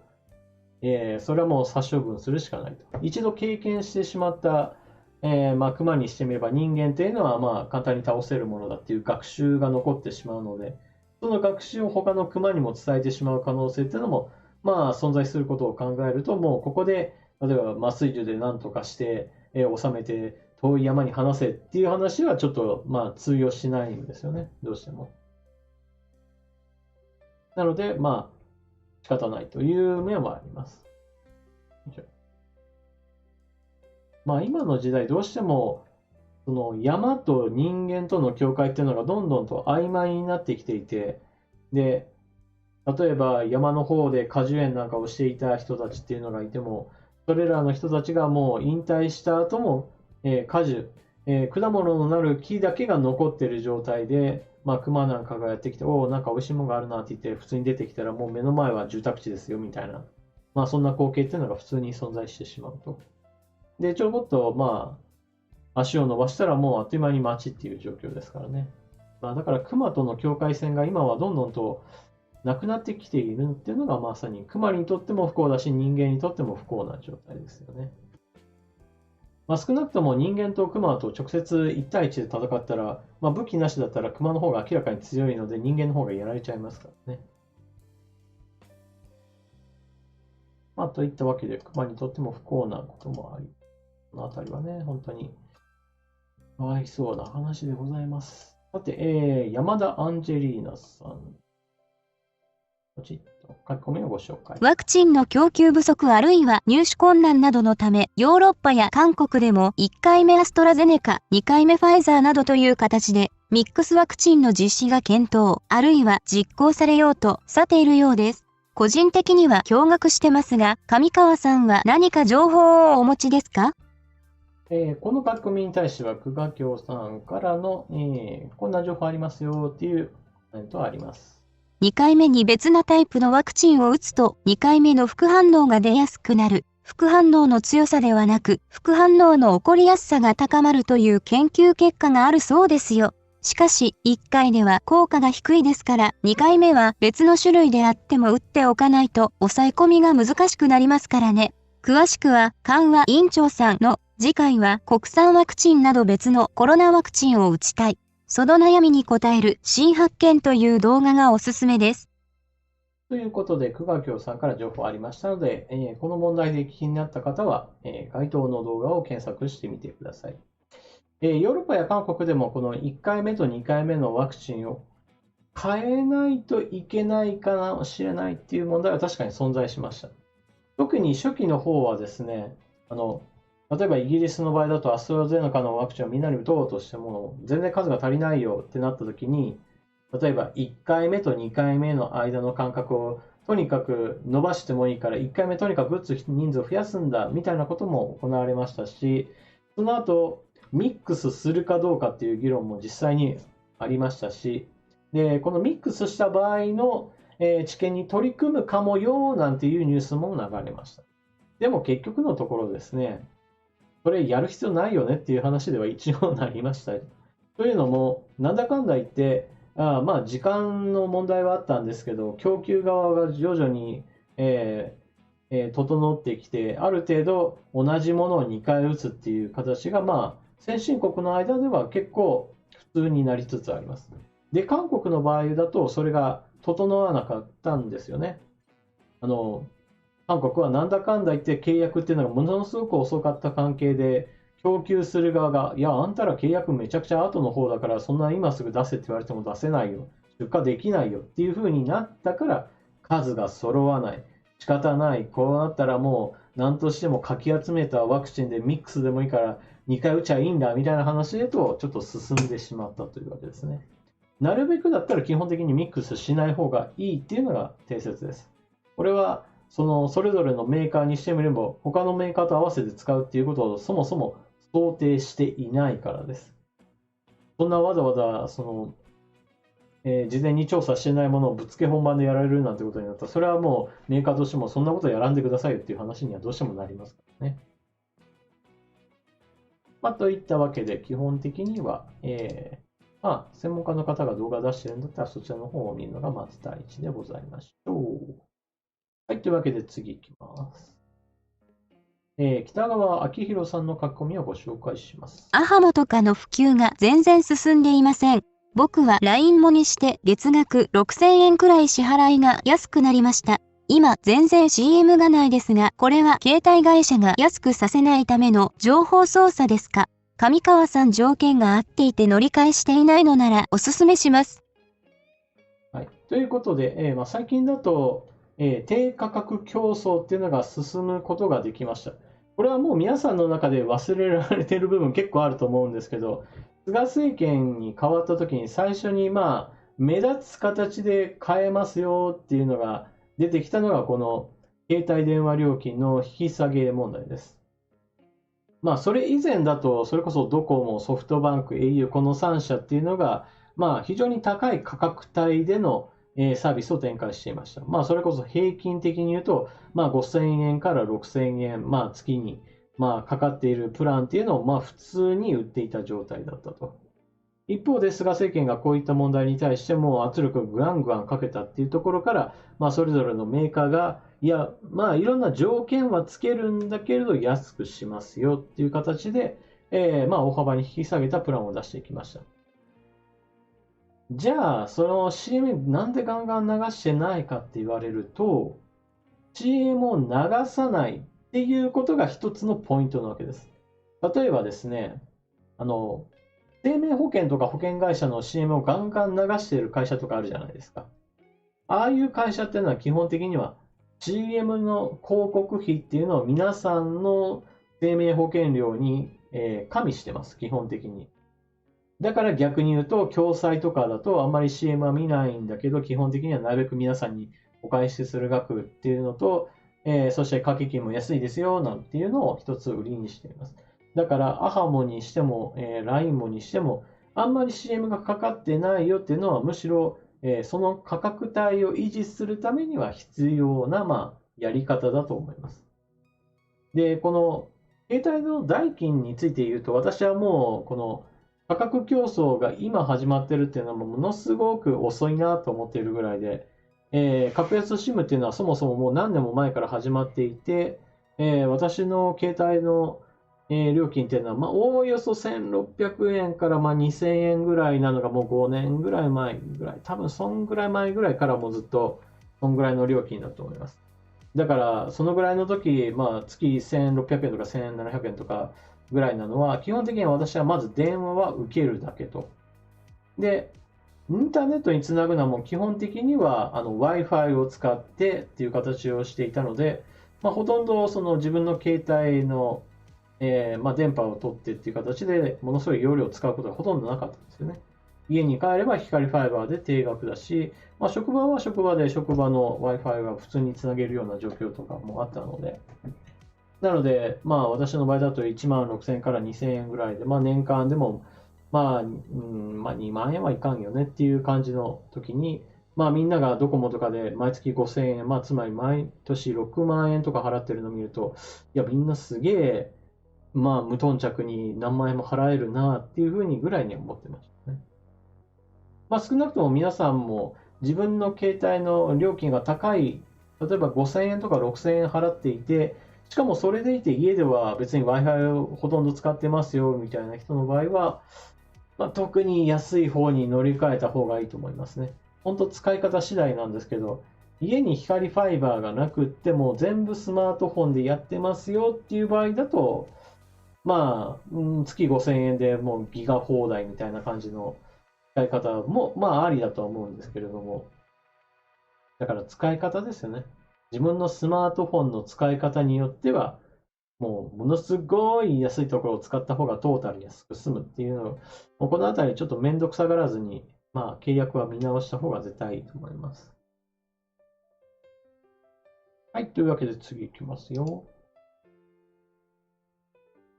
フルーツバスケットさんの書き込みをご紹介。最近コロナワクチン接種についての是非が話題になっていますが、治験時間が短かったせいか、ワクチン概説が横行し、若者の間では接種を望まない人がかなりいるようです。このことについて、上川さんのご意見を受けたまわりたいと思っています。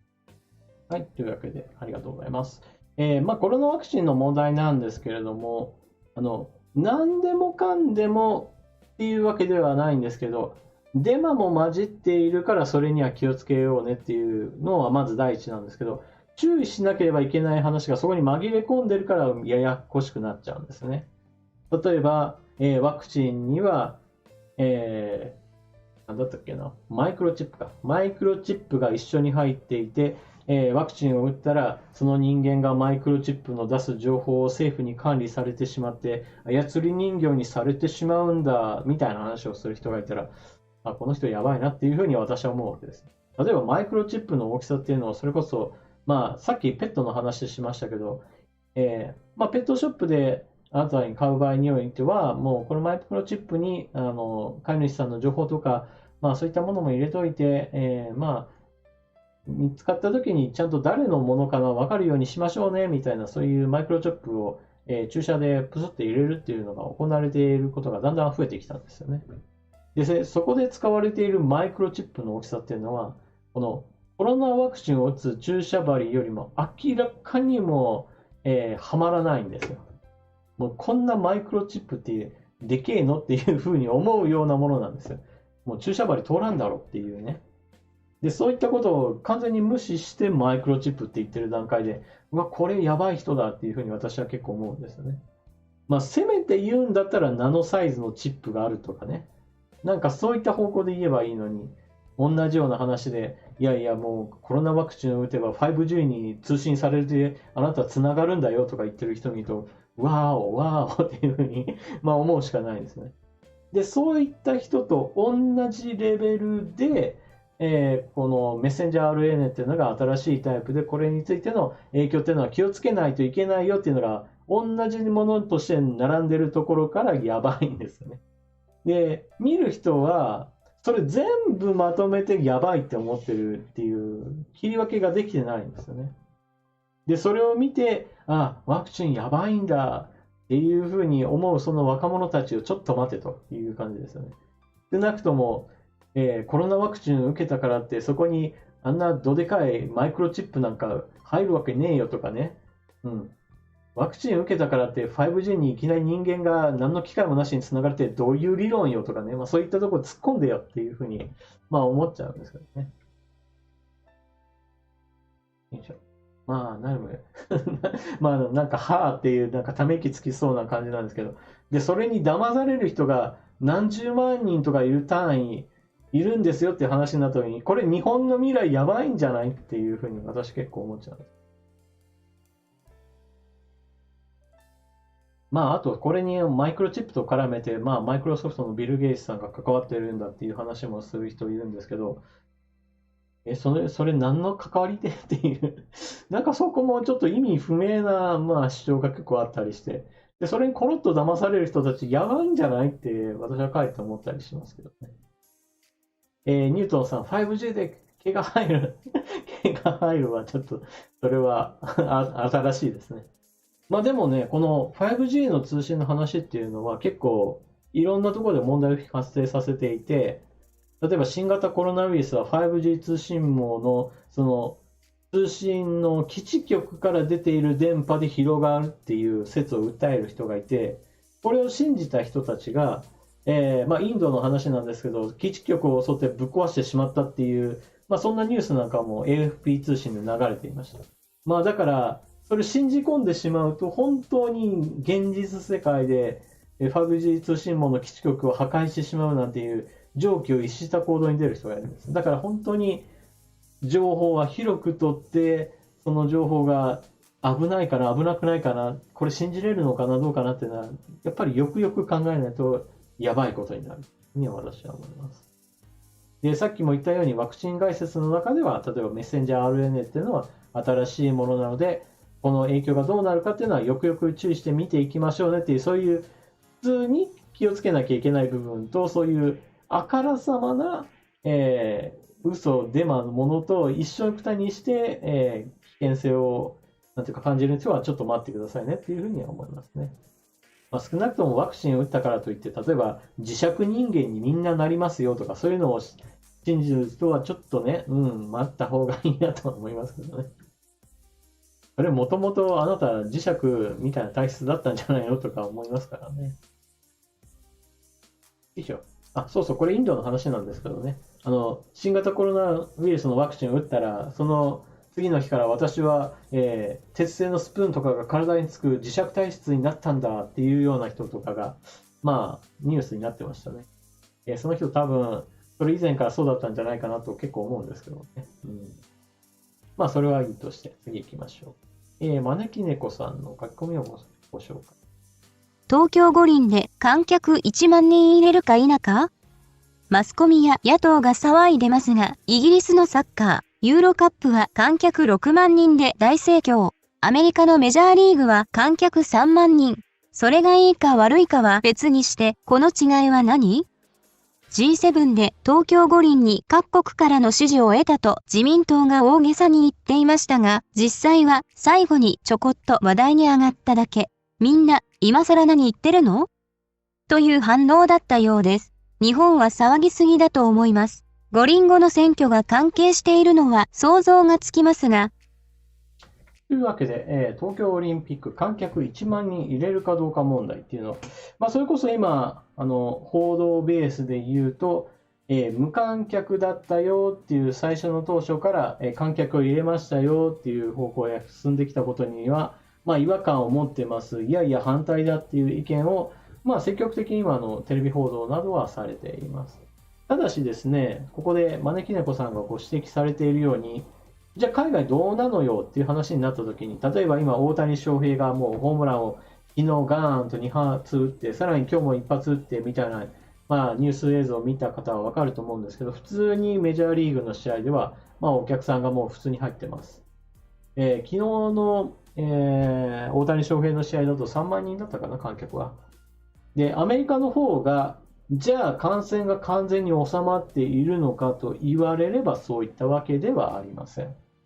アメリカにおいてはワクチンの接種は確かに伸びてはいるんですが、もう絶対私はワクチンを受けないっていう人が、まあ、人口の 30% 程度いるだろうと言われています。で、30% 程度の人たちがもう受けないってもう心をもう堅くなにしている状況の中で、まあ、絶対に、集団免疫はもう成立しないという状況なわけです。まあ、ですからどうしても感染者っていうのは、まあ、そこそこいるわけなんですけれども、そのベースとなっている人数っていうのは基本的に日本より状況としては良くないんです。でも全体の状況としてはもう医療負担っていうのがずっと以前に比べれば下がってきたから、問題としてはもう小さくなったんだなっていうのがアメリカ側の考え方です。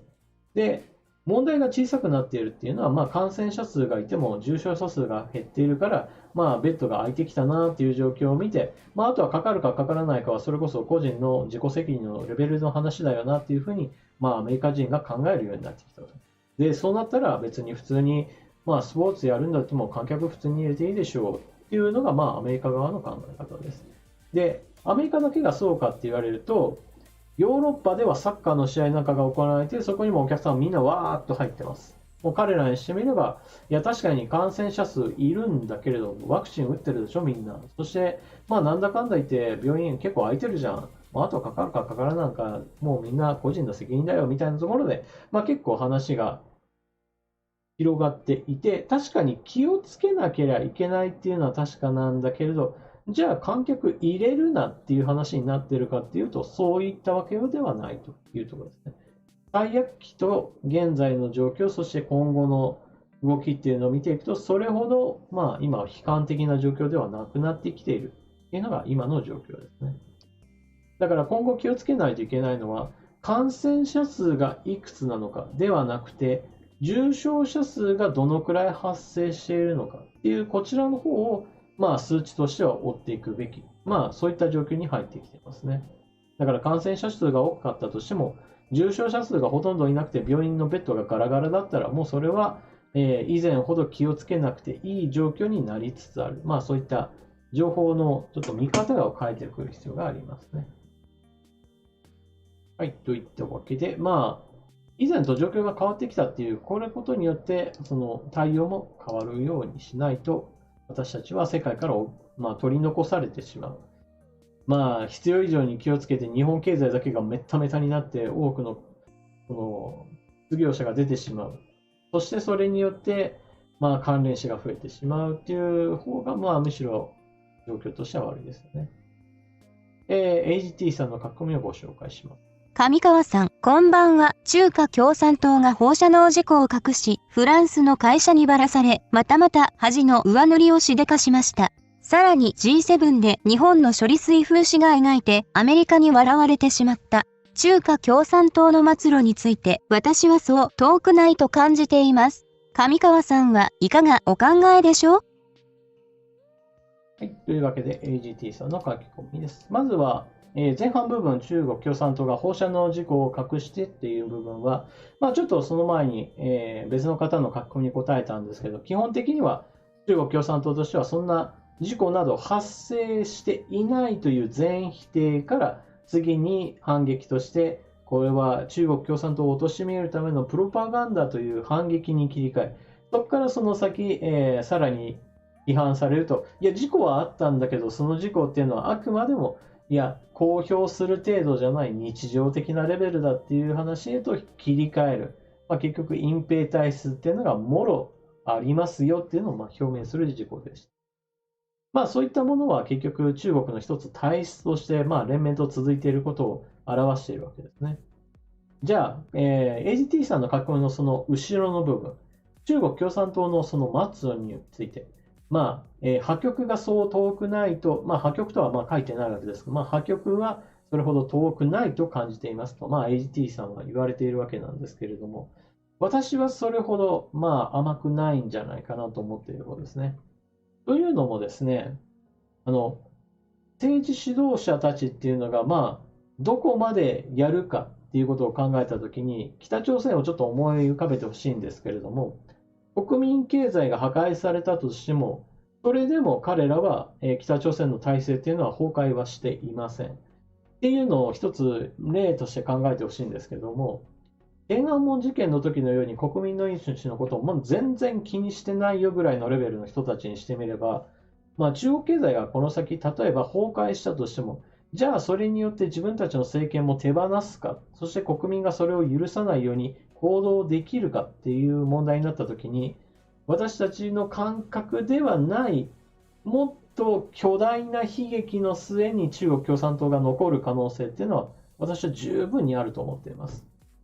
それは国民にしてみればこの政権を変えなければならないという機運が高まったとしても、それをありとあらゆる手段を尽くして弾圧する可能性っていうのが、中国共産党にはある。なぜならば中国共産党っていうのは、例えば人民解放軍、これは別に中国という国家に伝えるための、軍隊ではなくて、中国共産党に使えるための軍隊です。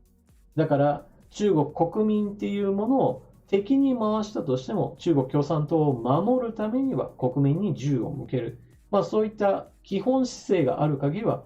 中国共産党の行く末っていうのは、血まみれた道というのがあって、それによって非常に長く残る可能性は私は十分にあるんじゃないかなと思います。このあたりが結局、国民にある程度の権利がある国とない国の違いだと思いますね。ないしろ少なくとも選挙っていう制度は一応中国にはあります。ただし、中国における選挙っていうのは、中国共産党が勝たせるための選挙です。これは北朝鮮と同じですよね。一応選挙っていうものはあるんだけど、みんなが信任投票をするみたいな形での形式的なものに過ぎないわけですね。なので、いくら形式としてそういったものが整えられたとしても、結局中国共産党としては、軍を自分たちと一体化している以上は、たとえ国民生活がどんなことになっても自分たちは生き残る気でいるっていう、そういった姿ですね。だからこそ、末路としては多くの犠牲を伴う形で続いていくんじゃないかなというのが私の考え。中国に生まれるよりはやっぱり日本に生まれた方がよっぽどいいと思いますね、私としては。さて次のご紹介いきましょう。在宅現地さん。参政党の今の評価は？参政党の今の評価は基本的には0点、見込み0点、そして期待値0点となっております。このあたりの話というのは、以前動画にもしたんですけれども、参政党っていうものに期待していますよっていうところからスタートしたんですけれども、結局のところ期待はしているけれど様子見をしますよというのが私のスタート地点でした。で、様子を見た末で結局のところ、これはどうもダメだなっていう感じで、私としては期待値が0になりましたよっていうのが、現在のところですね。この後どうなるかっていうのはわからないんですけれども、少なくとも現状では今のところ全く期待はしておりません。はい。というわけですね。なので、今後どうするかっていうのは結局のところ、参政党が何をするか、どんな考えを持って、政策集を出してくるかにかかっています。結局のところ何をするか、何を目指すかっていうのは、理念だけじゃダメなんですよね。例えば私たちは日本の文化を大事にしますよ。そして日本のために政策を考えていきますっていう、その心意気だけだとスタート地点ではいいんですけれど、じゃあそのために何をして、どんな政策を打ち出してくるんですかっていうところがないと結局、評価はできないんですよね。これは本当に今後の話なので、どうなるんだろうねっていうところですね。なので現状では0点でございます。さて、主典童子さんの書き込みをご紹介します。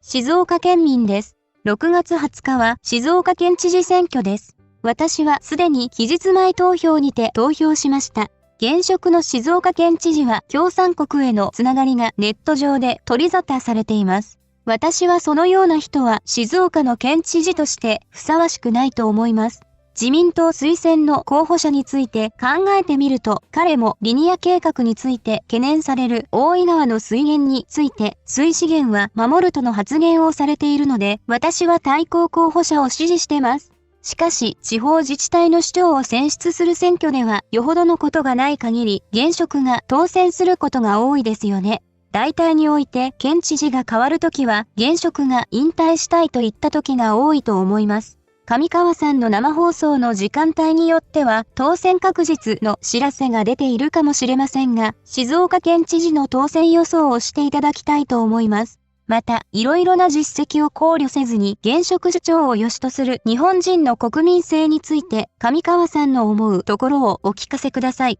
人々を苦しめる川の濁流を止めるためには、みんなが岩のかけらを川の流れに放り込み、堤防や堰堤を作るしかありません。川勝さんと岩井さん、どちらが当選するのでしょうか。というわけで、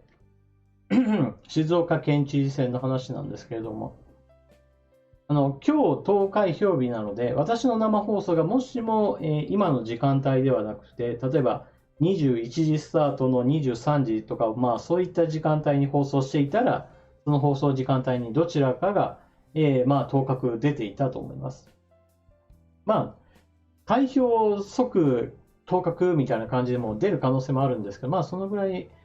時間かかるパターンもありますからね。どっちみち今のところ、この時間ではまだ当確は出ておりません。さて、静岡県知事選挙ということなので、やはり何といっても、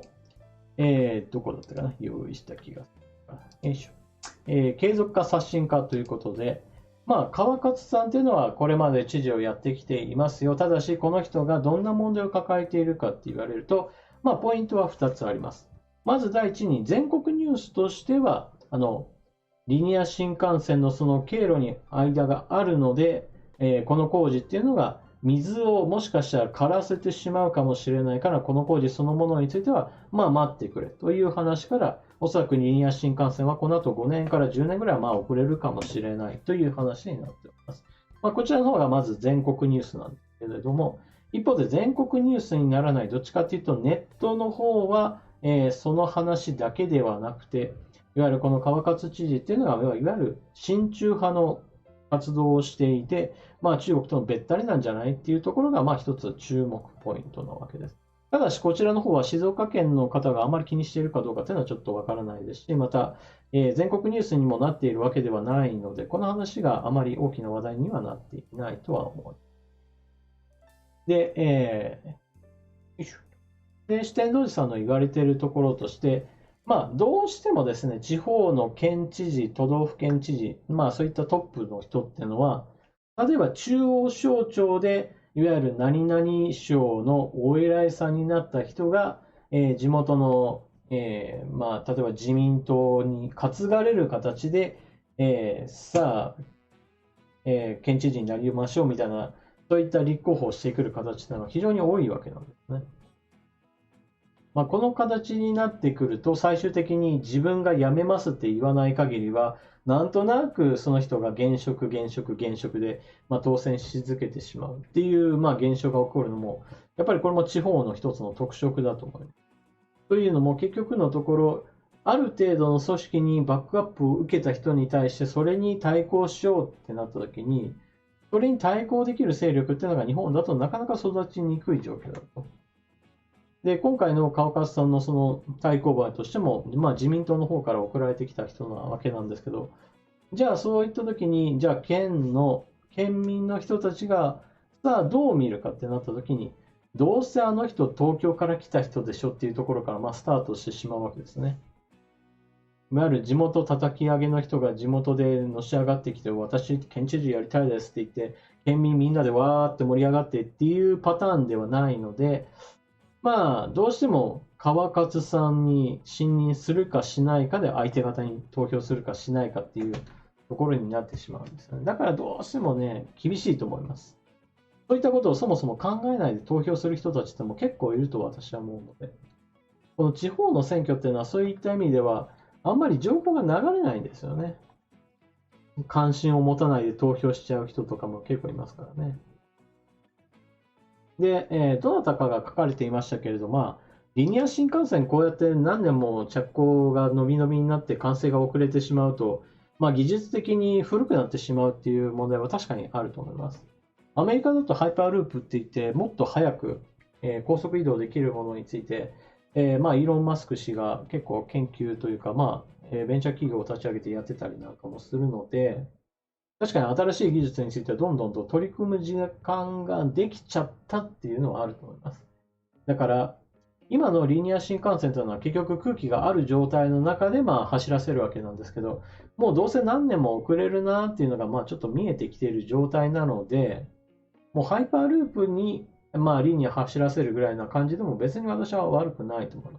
ます。そのぐらいの計画変更をした上で、もう静岡県を通らないぐらいの路線変更ね。こんぐらい考えていいんじゃないかなと思いますね。私自身ははっきり言って、別に地上走らなくてもいいじゃないかっていう方なので、静岡県を通らないようにもう用地取得しないで済むような形でものすごい、地下深いところをゴリゴリ掘っていって、路線作っちゃえばいいのになんていうふうに思っちゃう。で、景色が見えなくなったとしても別にいいと思います。で、景色を見るため用に改造するっていう手もあるんですよ。例えばこれは飛行機の話なんですけれども、飛行機で、窓ちっちゃいじゃないですか。だから窓側じゃないと外はあんまり見えないっていうこともあって、もうそれだったらいっそのこと空気抵抗のことを考えて窓をまず廃止して、その上で壁から、天井すべてにLED のディスプレイなんかをもう入れて、そこにもう景色を映してしまおうってした方がよっぽど綺麗に、見ることができる。ただし、全面そうやって外を映し出してしまうと、ものすごい上空を飛んでいる関係で恐怖におののいてしまう人がいるかもしれないので、あまり景色じゃなくて映画とか、そういった別のものがいいかもしれないっていう、そんな話はありますけどね。それと同じアイデアを借用して、リニア新幹線を窓をもう廃止すると。で、もう外側もハイパーループにしてしまえば窓なんかなくて、もう景色は全く見れないという形にして、リニア新幹線の中、壁も天井もディスプレイにして、そこに何か綺麗な景色を映すみたいな形にして、もう乗っている間はあっという間に、綺麗な景色を見ている間に目的地に到着ということで、私はそっちの方でもいいんじゃないかなと思いますね。なのでですね、問題が発生したらその問題をどう解決するかという意味で言うと、静岡県がこういった問題を抱えていて、水がもしかしたら減るかもしれない。そうですか。じゃあもういっそのこと、工事も長引きましたんで、もう静岡県を通らないルートで、新しく路線作りますと。で、完成まで時間かかることも分かりましたんで、もうハイパーループの方に移行します。その中でもリニア新幹線走らせます。そうすればもう700キロ、800キロもっと速い速度で、もうガンガン、移動できるんで、もう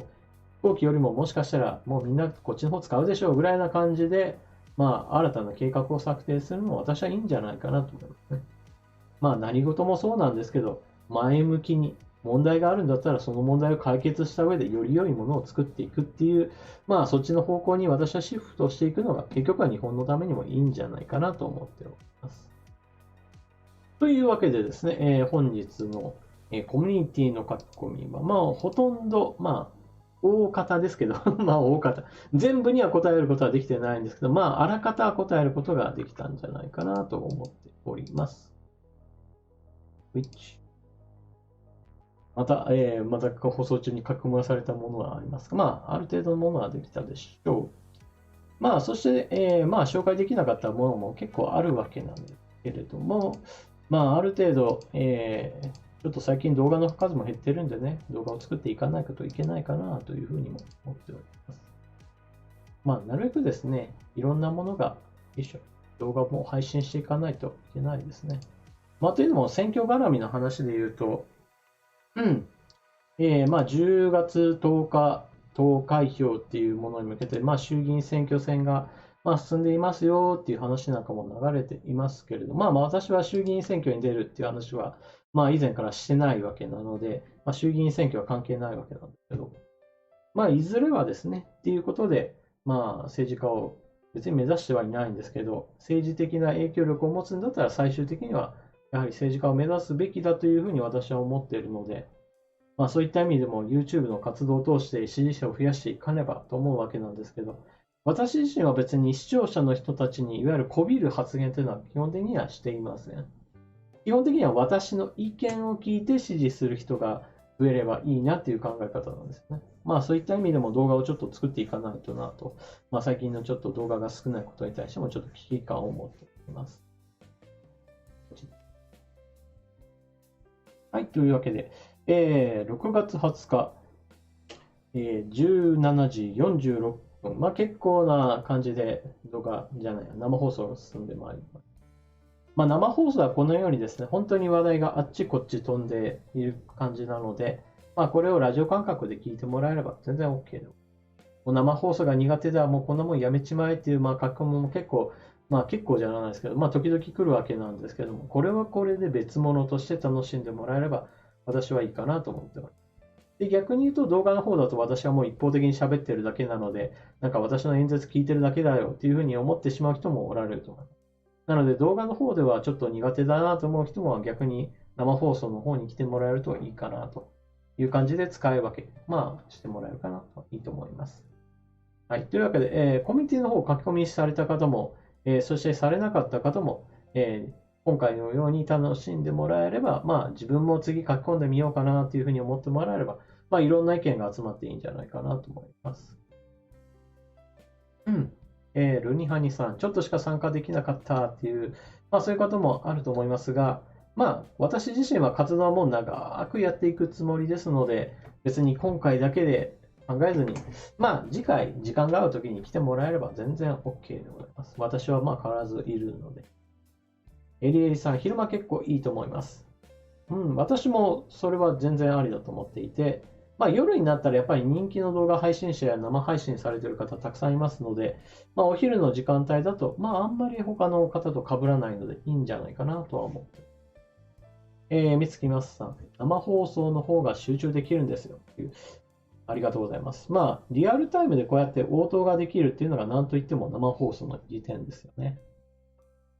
佐藤健二さん、もう終わりかということですけど、はい、もうさすがに終わりでございますっていう感じで。一応3時からスタートしているので、時間的にも、3時間ぐらいな感じにはなってきてますね。ザッパーラブさん、上川さんの思いとか視聴者の方の意見が知れてよかったです。皆さんありがとうございましたということで。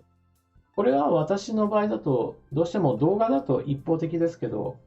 生放送だとみんながどう思ってるかっていう、他の方の意見っていうのもありますからね。そういったものも見比べることに、非常に役立つんじゃないかなと思います。というわけで、本日の放送はこの辺りにしましょうかね。はい、というわけで、2021年6月20日、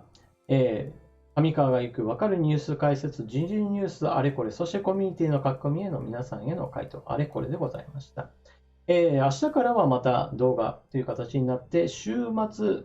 生放送を考えているっていうのが、いつものパターンになっております。というわけで、これからもよろしくお願いします。そして、次回の動画をまた見に来てくれると嬉しいです。というわけで、皆さん、またねー。